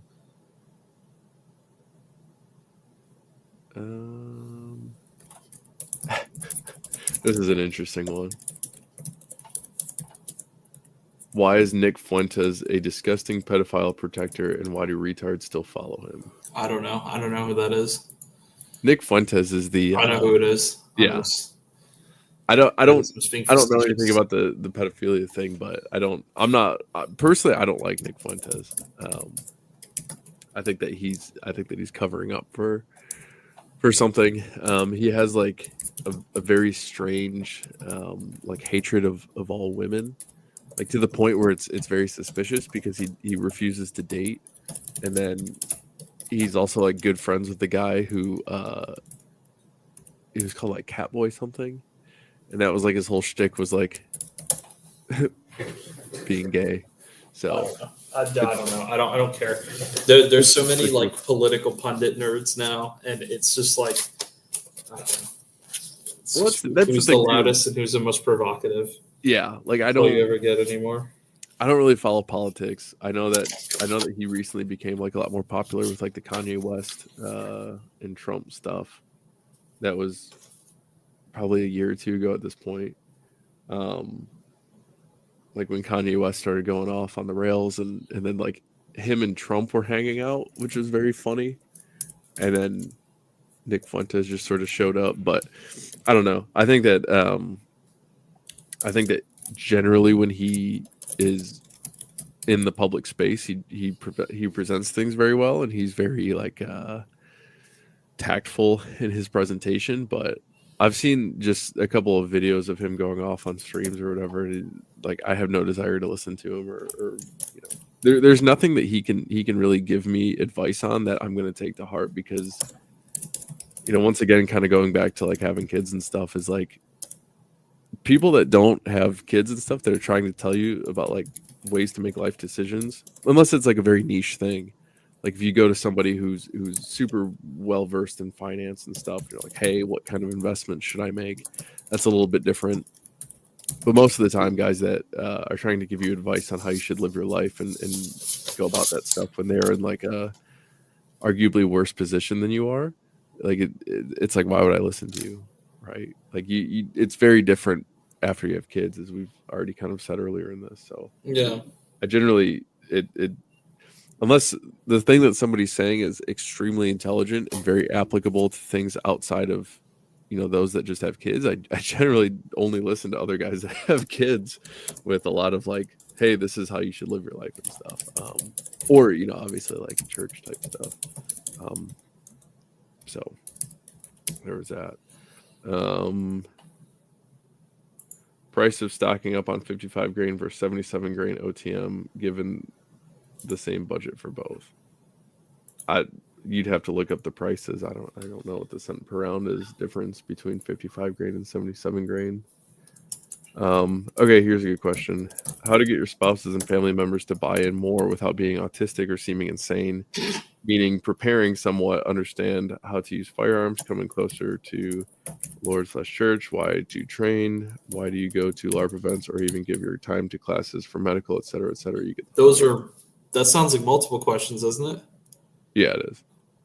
But it's I would say it's all under the same realm. Like, how do you get like family members on board with the entire thing of this? Because I'd say the easiest way is you have to, like, you can't work off of the most unlikely and ridiculous scenario first.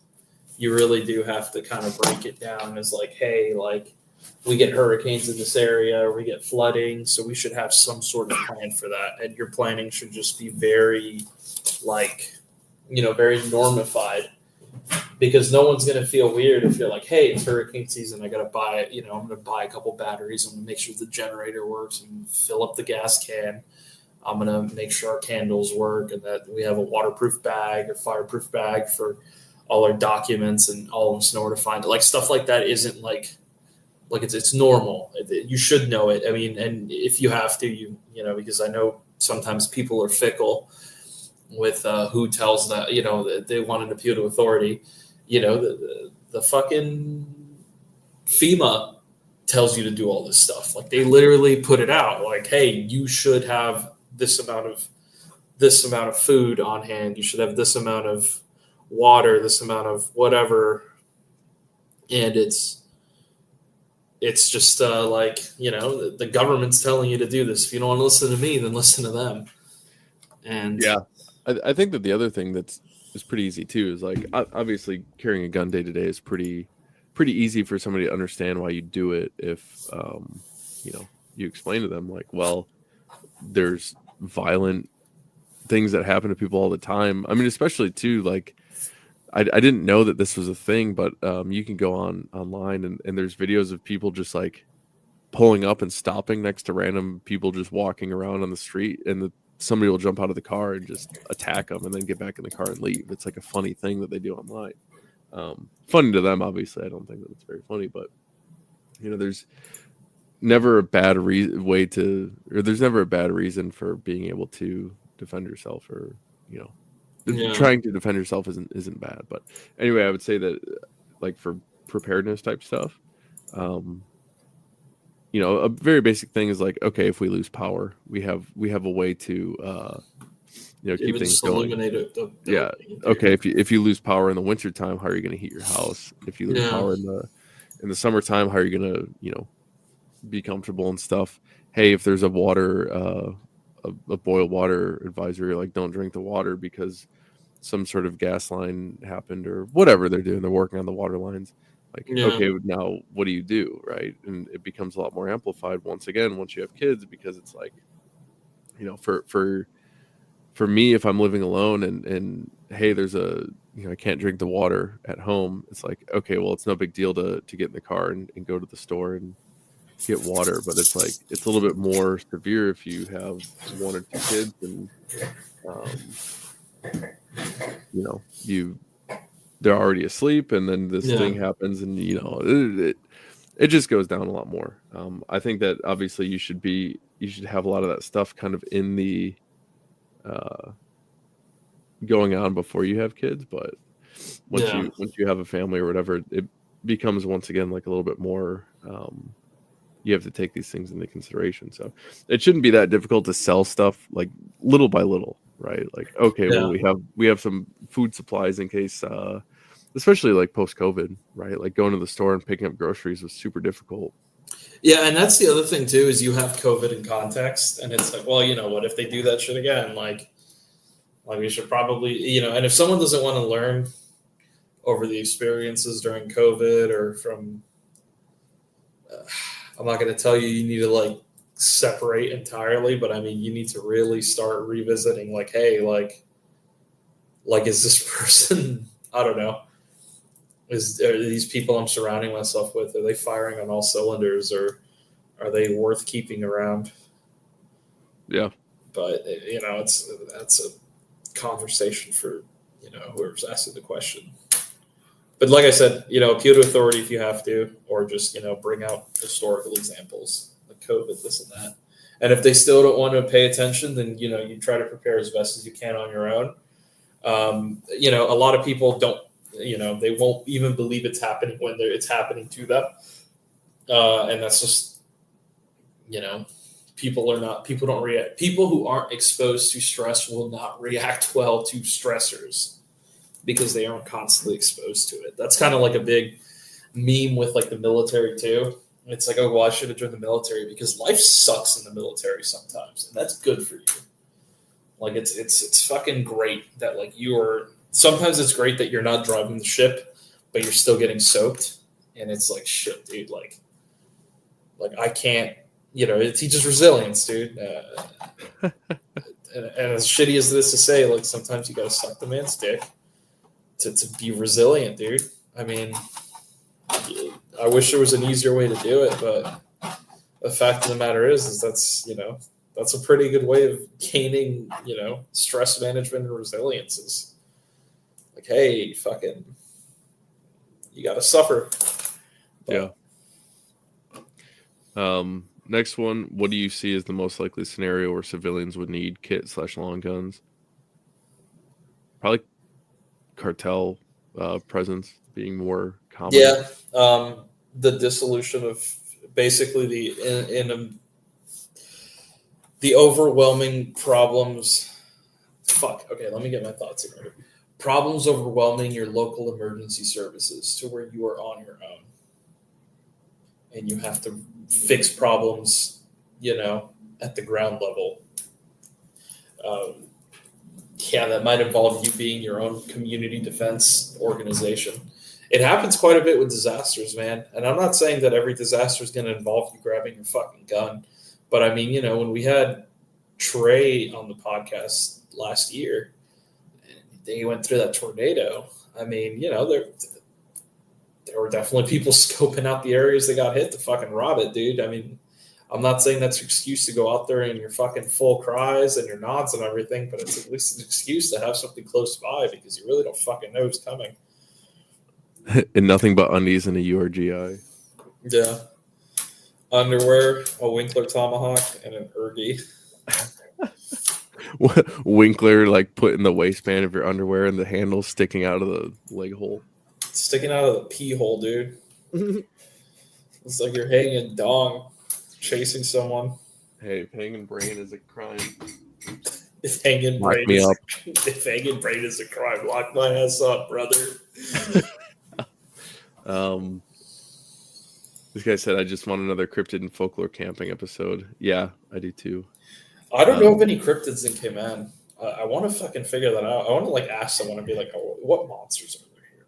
They have something called a Duffy. or a dubby or something like that. Yeah, it's just a ghost. Duffel blog. It's just another word for like a spirit. A ghoul. A ghoul. A ghoul. Casket. Dude, when I saw that video, it killed me. And now I see it so much, and every single time I see it, I watch it. If I see it pop up twice, like in one screen full of things on my like Explorer page, I'll watch it twice. Like I love that video so much. It's just so funny. It's not wrong. He's just British about it. The things will be like, this dude's talking in Times New Roman.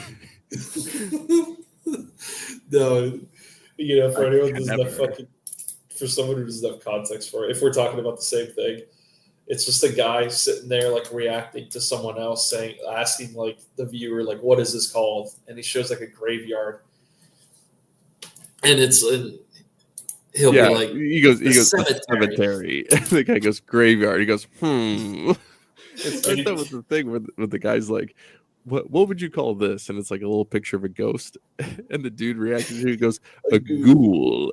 He goes, ghost. What's this one? He goes, and it's like a skeleton. He's like, a cadaver. He goes, skeleton. I don't know. You just have to be there. Like, a super spooky looking like mansion. He goes, what is this? He goes, a manor. That's right, a haunted house. Dude, when that happened, like all night, you said to fucking be there, dude. For like 3 days straight, me and my wife were just talking like that, and like we would come up with the like just more technical, like Times New Roman-esque names for things, like common everyday items, right? Like you'd look at something like I don't even know, I can't even mirror, like we saw like a mirror, and I was like reflector. Like, that's not even a word, fool. That's how you call that. Most of it was words, but that was the only thing I can think of. A wardrobe. That's okay, right. Here's a good one. What is the preferred method for executing aliens? M14. Oh, I was gonna say sledgehammer. We're reenacting. All right. New patch idea. It's like the Wagner one where they're breaking with the hammer, but it's an alien. Yeah, I'd like that. I would buy that. I would wear it. Okay, just so everyone knows, I'm going to be really critical. I'm going to frame this here since it's probably close to the end of the podcast. So if you've been listening this long, congrats. You get Op4's litmus test. Okay, I have a litmus test for how seriously I take someone, and it's not always right, but it's usually right. The more patches you wear, the less seriously I'll take you. That's just a fucking truth. The exceptions being, you don't count the little 1x1 IR reflectors. Although if you have a million of those little black squares on you, I'm going to ask questions. American flags. American flags are good. PVC patches of any kind, no good. Sorry. Oh, dude, I don't like PVC patches. Like to wear, I don't like it. I think I have one of the black powder red earth ones sitting on one of my carriers. Of course you do. Of course you do. I like them. I know you do. You're fucking gay for black powder red earth. But okay. What are you gonna do about it? Nothing. Exactly. I'm sure you're gonna go suck a hero officer's dick now, huh? The only time I get on my knees. Fuck. No, so flags don't count, but it's got to be tasteful, right? Like, because dudes are like, oh, well, I have a Gadsden flag on there, and it's like, yeah, but it's a fucking anime girl getting railed out by a robot, dude. That doesn't fucking count. So no mean patches. Like if you have a morale patch, dude, that's it. That's all you get. You get one. You can have a flag patch and a morale unless the morale is like overbearing. And then you just get the morale patch. You start adding too many and it's stupid, dude. And you know what? I'm not even going to criticize the patch too much, but like I can get really into the weeds on it. On helmet, same thing, dog. Like unless it's something like unit related or call sign related, like I don't know, man. It's just weird to me. I always associate it with boomers. I do too. Like boomers, they always feel like every single piece of exposed. Or like I can do. They're like if it's Velcro, it has to have a patch on it, and you'll even see patches sideways. and they'll be like Just to fill liberal in memes. space? No, they'll be like liberal memes. There'll be like a paragraph on it. And you're like, what the fuck, dude? No, like go ahead, look up Threeper. Type Threeper in Google. Threeper in body armor, and I guarantee you're gonna see it. You're gonna see exactly why I have this fucking litmus test. All right, let me. Oh man, I typed in Threeper in armor and I got a bunch of garbage. RMA armament body armor kit. Yeah. Okay, look at 3%er in body armor. Here you go. Look at this one. 3%ers, we are everywhere. And this patch has got a lot going on. And then next to it, it's American Patriot. The 3%ers, Washington. You know, if you're a threeper, like, good for you, dude. But your organization looks silly as fuck. You look stupid. Yeah. And, you know, sorry, make your members lose weight or not be weird. Yeah, I think too, like it's super funny because and I've been kind of pondering how I want to frame this, but a lot of people will have a lot of people now when they're getting kit for the first time or when they're like changing out their kit or whatever, they have this weird, I mean, it's not weird, but they have a huge fascination with like, oh, it needs to look professional, which I can appreciate because it's like, okay, well, you know, looking like the 3-person body armor with like Velcro everywhere, like just morale patches every which way, is not very like professional looking. But when you really break down everything, like people will all the time be like, oh, well, like I want to get a plate carrier in like a solid camouflage because if I get it a solid color, it's more professional looking. And it's like, not really. I mean, having stuff that looks like is fitted toward you and is set up properly looks more professional than anything else. And then not having, you know, 400 meme patches everywhere. Like, dude, I'm looking because as you're talking to me, like I have my plate carriers hanging on the wall next to me. On the one that I use for work, that one has like the most patches on it. So on the front of the placard, there's like an American flag patch. On the front chest, it's like my identification. So it has like my name and unit and rank and stuff. And then on the back, I have one that has like we did like a little team patch that just says like our unit and like our team name with like a little logo that we made up. And then underneath that, it's like my name tape. But yeah, if I'm doing anything with that kit for like personal fun stuff, I take all of those patches off except for the flag. And then I just I'll limit myself to like 2, like a front and a back. If I have like not like something that's not directly ID related or like. Okay, so I'm gonna send you a picture. All right. And look, like you can have a morale patch, right? So it's a dude sitting in a Connex armory. Canceled the recording. Oh my god. So it's a dude sitting in like a Connex. He's got like a whoopee on the table in front of him. He's like in a combat shirt, whatever. And the guy looks fit, so already I can take him more seriously. Yeah. But like he's got one patch on like what looks like a 6094, and it's just a calico like jack, like it's a swashbuckler pirate thing, whatever. It's just one patch. It doesn't look stupid. It's a morale patch, sure. But it doesn't look bad. You know? Yeah. But then the picture I sent before that is the blue line flag, a threeper with the Confederate flag on it, and then an American flag next to it. Yeah, and it's like, dude, that looks so weird. Like, why do you need them? And you also look at like, you know, this is a good point too, where I like the guy with the goofy patches. His I don't know what kind of he's wearing like an Amazon special. Yeah, carrier, and like the pouches on it are not. I mean, everything's just set up like ass, and then like you could tell that the dude standing there doesn't.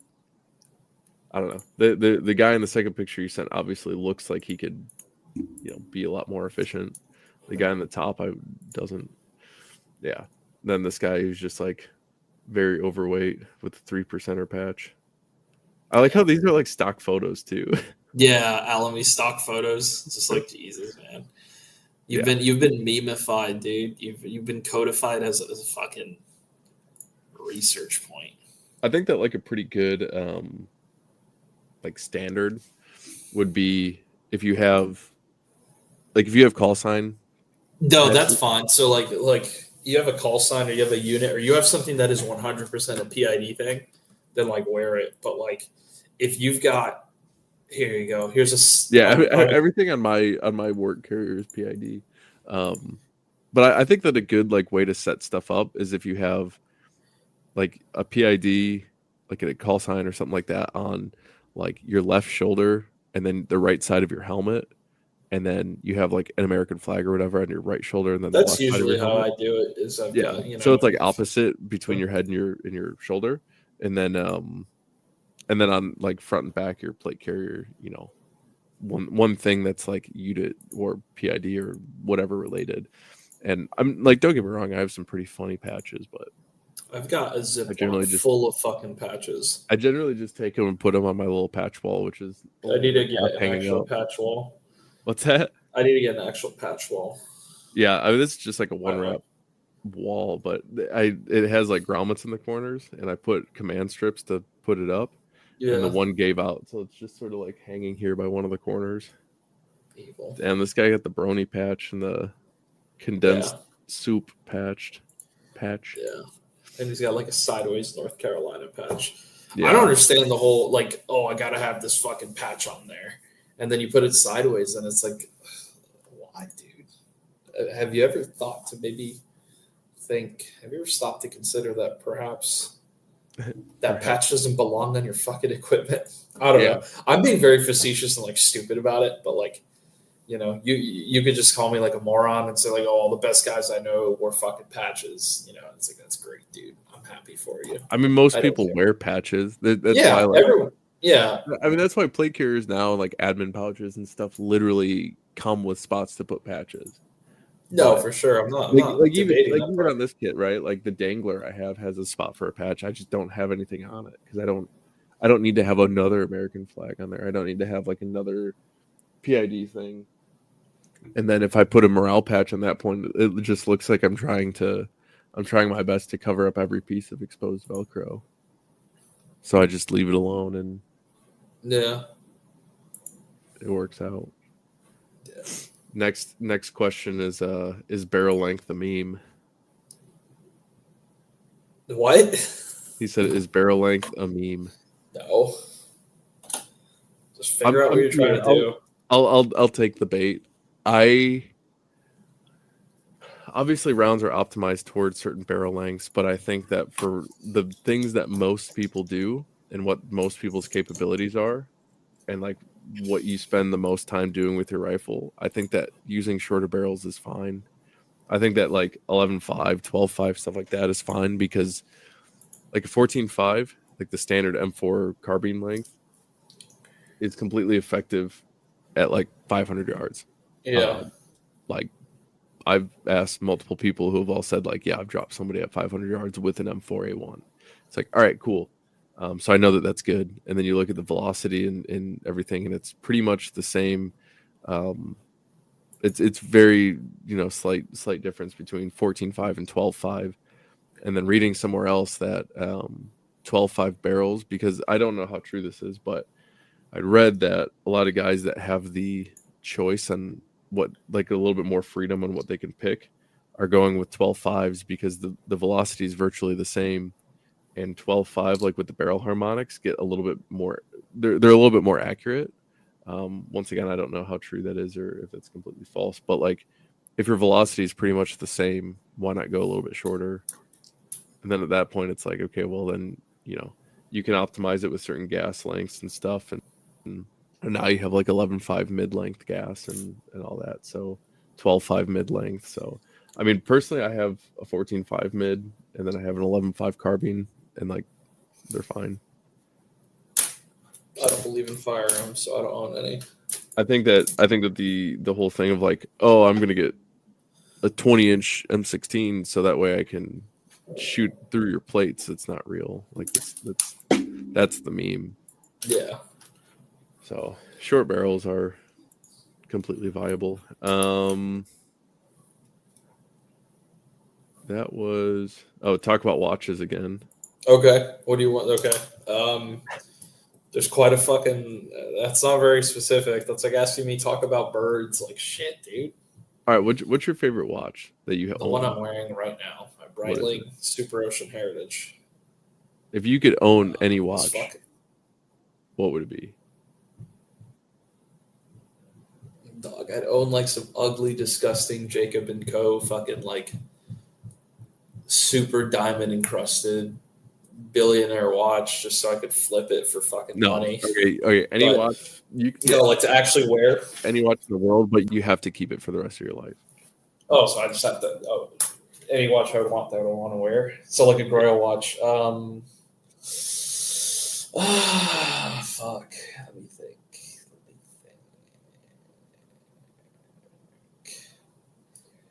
A part of me wants to say Rolex Daytona, but that's me saying that without owning any chronographs. Fuck, man, I don't know. I really like the James Bond, the newest one, the No Time to Die Titanium Seamaster. That one's pretty cool. I don't know if Rolex Real watch. Yeah, no, I need the Domino's Day Date or the Domino's Oyster Perpetual from Rolex. That's what I need. But no, yeah, Rolex has a fuck. What was I looking at? Like a GMT Master 2 would be pretty cool to own, even though I don't really use the GMT function or care about it. I don't really go that way. I tend to go north to south, not really east to west or west to east. So the GMT function is kind of lost on me. And, you know, everyone wants a Submariner or something like that. There's a lot of stuff. Omega's got stuff I would want. Rolex obviously has a lot of stuff I would want. I've gotten a couple of people like Submariners. I've had a couple of people reach out and ask, like, following up about the idea of us doing like collaborative watch with somebody. I'm all for it. I just want some conditions to be met. Number one, I don't want it to be quartz. I don't want it to be battery powered. I'm a watch nerd, so I want an automatic or a mechanical. And really, what I mean by mechanical is I really just want an automatic because I don't really like the idea of winding the watch all day. Some people do. Some people like do. They like the edge at the. Yeah. You know, you're a sicko that likes to sit at the, you know, wake up and then the first thing he does is edge on the side of the bed, and then while you're edging, you're just winding this little thing until it works. It's like, I like. But no, I don't know. I don't have an issue with mechanicals. I just. Yeah, I think the mechanical, like an automatic, would be ideal. I'm gonna be honest. I kind of prefer field watches to dive watches. I get that. I own a few field watches. So funny enough, it's only funny because of everything that you've said just now about watches. The watch that I find myself wearing the most it's a Maritac. It's like a County Com. They sell like the Maritac watches. Yeah. It's a Maritac quartz GMT watch. And that's what I wear the most. Because so when I got it, it was a gift from my wife. It was for my birthday, like right around the time that we got engaged. And she asked what I wanted. And I told her that I wanted something that I could pass down to my kids. So I got a quartz watch because they require like less servicing over time and they're a little bit more durable, right? Like I don't need to worry about magnetizing them as much and stuff like that. Plus, like obviously this is all for like a gift, so I'm not going to be like, oh, get this, you know, $800 watch for something. It's got sapphire crystal, so it's not going to, you know, get torn up. Titanium case, and then the GMT function I like because with radios, you have your like frequency hopping encryptions, and you need to sync them to a certain time. And that time is UTC, 0, so Zulu time. Yeah. And so I like the GMT function because since it's like a pilot style watch with the outer like big hour numbers, and then the inner, it goes up to 24 for like 24-hour time. So that's for the GMT.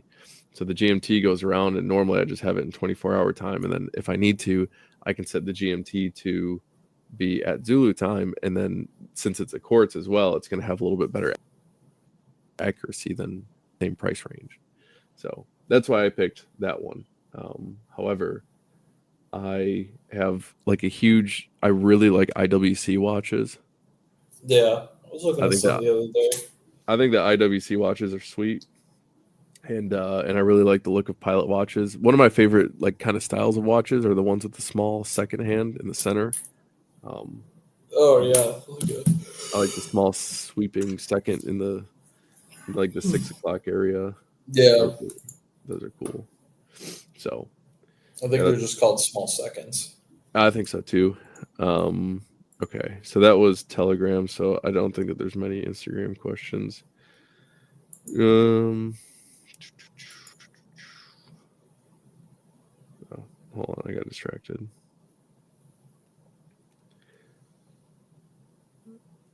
So this one says best gas masks. Avon. Don't even depart, Avon. dude. Don't depart. Get a C50.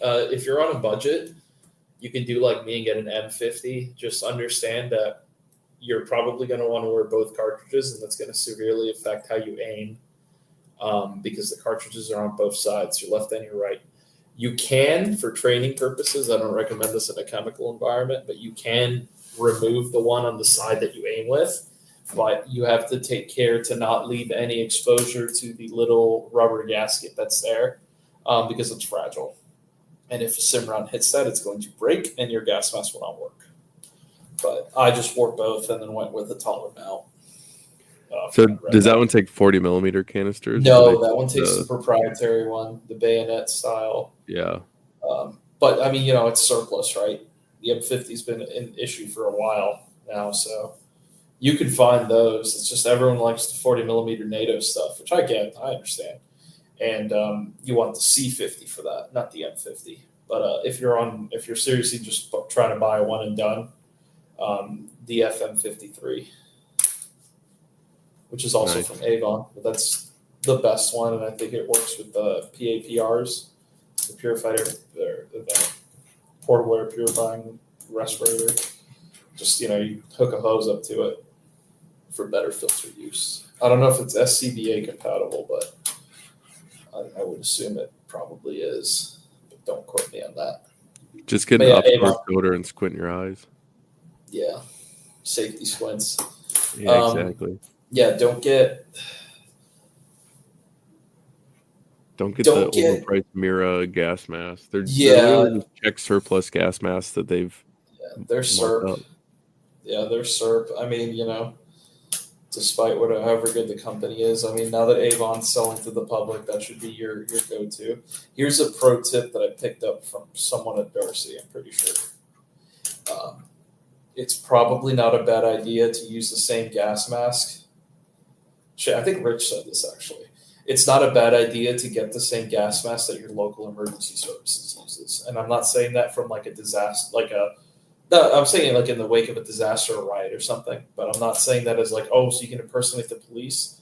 Although that's functionally what I'm saying. It's more like if you're driving around and you're wearing the same gas mask as all the cops and the emergency services guys, which, fucking lo and behold, it's probably an Avon. You're probably not going to get treated poorly at a glance. But if they see you with ye old bottle setup, the homemade bottle setup or something weird, and like something that looks like it walked out of fucking Chernobyl, you might catch a tear gas canister to the face. And, obviously, this is you can test out your gas mask. Yeah, you get to test out its impact worthiness, but it's just smart.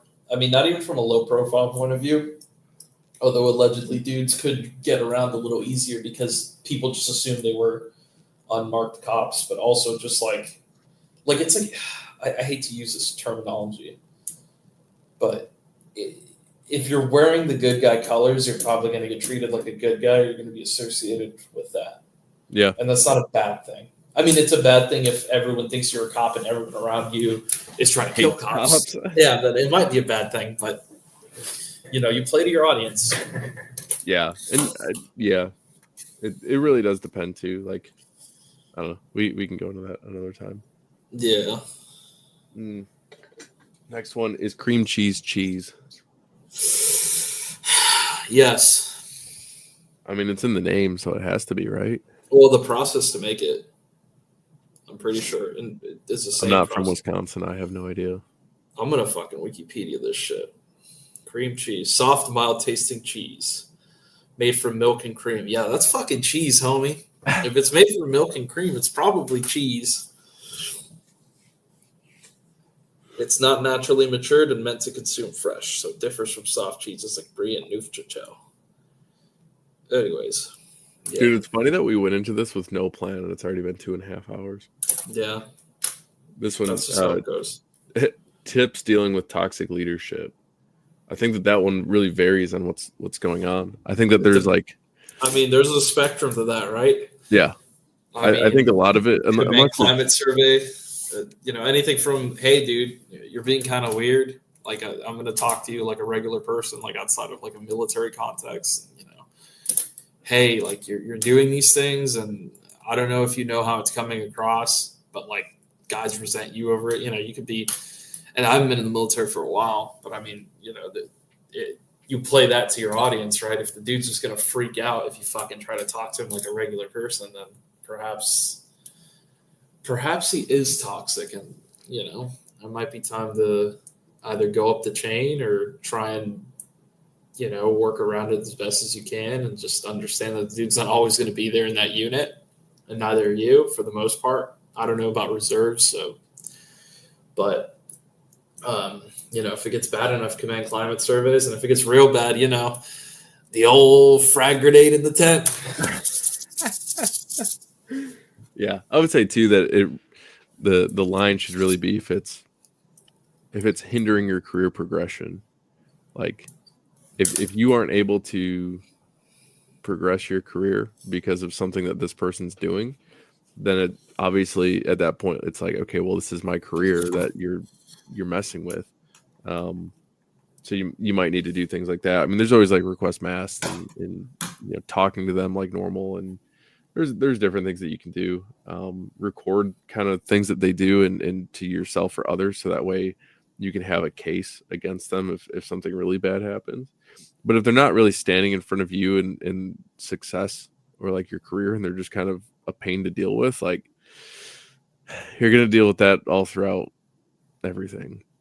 There's always going to be people that you have to talk to, and you dread talking to them because they're just not pleasant to talk to. But I would say that that's really kind of the line between like if you should take action or not, is if they're halting your career progression. MCB only episode. Okay. Dad advice from Tyler. I basically already gave that. Favorite Dracula flow line. Fuck. What's yours? I do not have one. My favorite is a very classic. We're smoking filtered crack, you stupid piece of shit. The Glock 34 shivered his timbers. I like that one, and that's because I carry a 34 when I'm in the States. But mad. No, the other really good one is the Smith & Wesson got me moving like an invasive species. Yeah, I'm that like, one's holy really shit. Good. Let me look up. Dude, okay. Shout out to fucking Nate from Spiritus, who kept quoting it while we're all like waiting to go on another run in the shoot house. We're like standing outside in our little like organized groups, and he just keeps spitting out Dracula flow lines through his VPU on his gas mask. It's funny too because like because we originally were going to do this episode with someone else, and then we had to like push it and all that stuff. So then we kind of canceled it, and then we uncanceled it. We were going to do it just us. And I was thinking about like different topic ideas, and I thought, what if we just organized every single Dracula flow line and just rated them like best to worst? God, we'd be here for weeks. Yeah. How can I be homophobic? I blew his fucking brains out.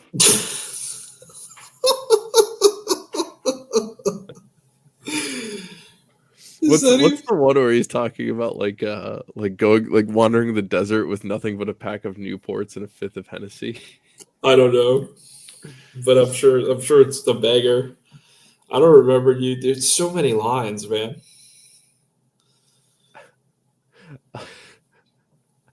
I'm a street creature. I'm so committed to the mission. I went to Benihana, seared off my fingerprints. Like, it was something like that. No. This is my favorite one. My favorite line in all of the Dracula flows is this Zaza got me talking like Pingu.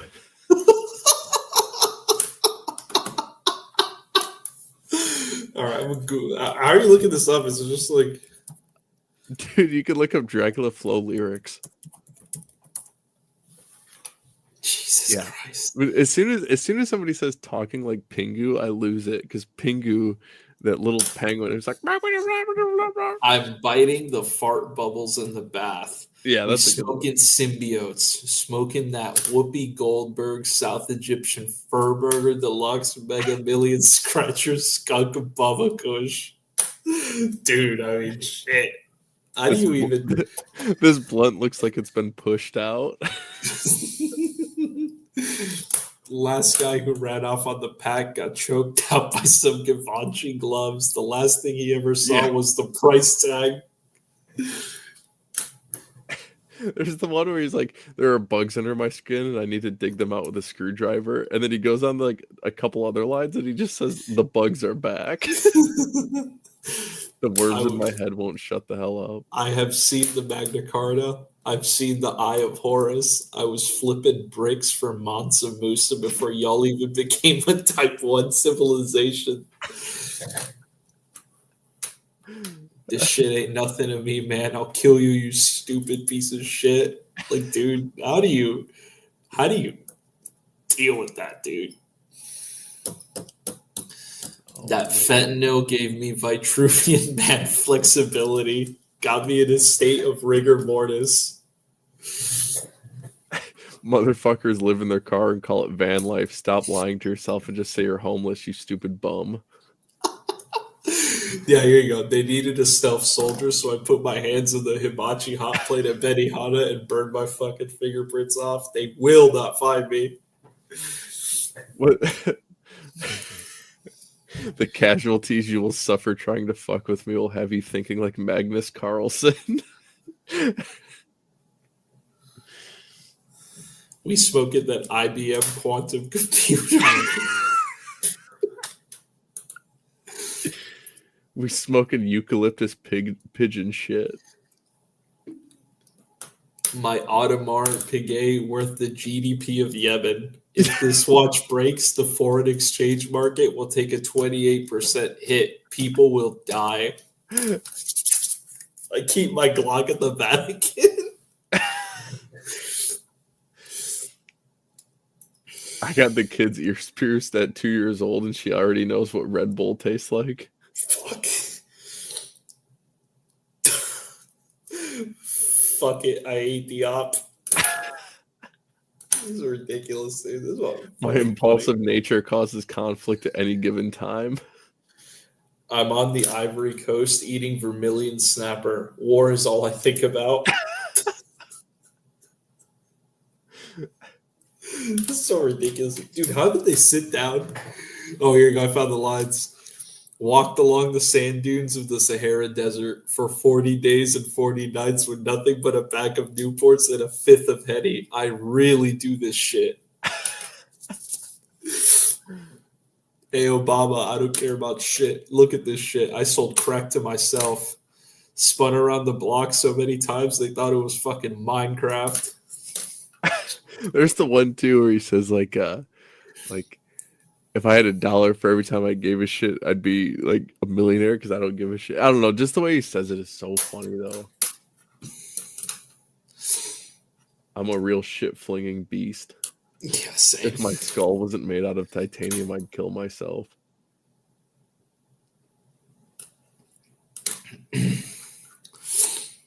God.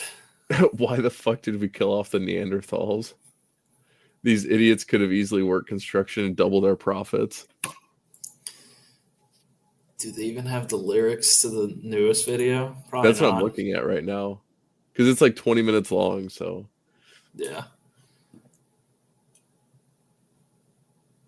I'm in the Mariana Trench smoking submersibles. Yeah. The worms in my head keep talking. Turned his SRT. My shooter, a crackhead. He looked like Woody Harrelson. Dude, speaking of that. Put a switch on the Glock. This motherfucker sound like a Beyblade. Dude, completely impromptu. I don't remember why. But Rich told us to look up Woody Harrelson's dad assassinating JFK. So I'm glad I remember that because I need to look it up. Apparently, it's a thing. That or he was just making fun of us. All right. A good transition out of this one. Favorite saint and why? Saint Michael Angel. I was gonna say Saint Michael. I mean, that's like a military thing, though. Well, yeah. I forget. There's a patron saint for the infantry, and I forget their name. There's Saint Barbara, who's the patron saint for like artillery and observers and stuff too. Yeah. And a lot of Saint Maurice. There you go. Saint Maurice cool. is the patron saint of the infantry, but everyone just says Saint Michael. Yeah, that's like pretty the. Yeah. I think that the Saint Barbara story is pretty cool. Where like, I gotta remember.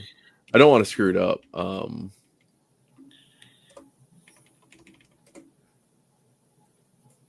Yeah, so the legend of Saint Barbara. Basically, she was the daughter of some like nobleman in the Roman Empire, and he wanted her to be a pagan, but she had been exposed to Christianity and like grasped onto it pretty hard. And so her father like kept her up in this tower like alone, and she just didn't give up being Christian. And then she ended up, what did it say?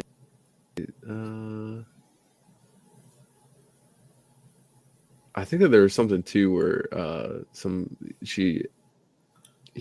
her dad had some guy, like she was supposed to be married to him, and then she didn't want to do it because one, he was a pagan, and then she had taken a vow of celibacy, so she didn't want to get married.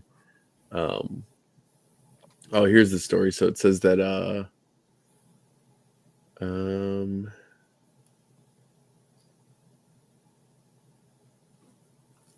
yeah, she had changed some stuff like in her tower and everything, to make it look like symbolize the Trinity and everything. Mm-hmm. And then when her dad came back, he had asked her why she had made the change. She, said why, and like had acknowledged that she was fully converted and stuff. And then he threatened her. She refused to renounce Christianity. He flew into a rage and dragged her before the local prefect, who ordered her death. He tortured his own daughter, then took her to the high mountain where he beheaded her. Afterwards, he descended the mountain. He was caught in a sudden violent storm, struck down and consumed by lightning. Only a scorched sword remained as a reminder of God's vengeance. Damn. And then originally it said that she came to be regarded as the sainted patroness of those in danger from thunderstorms, fire, explosions, that is to say, sudden death.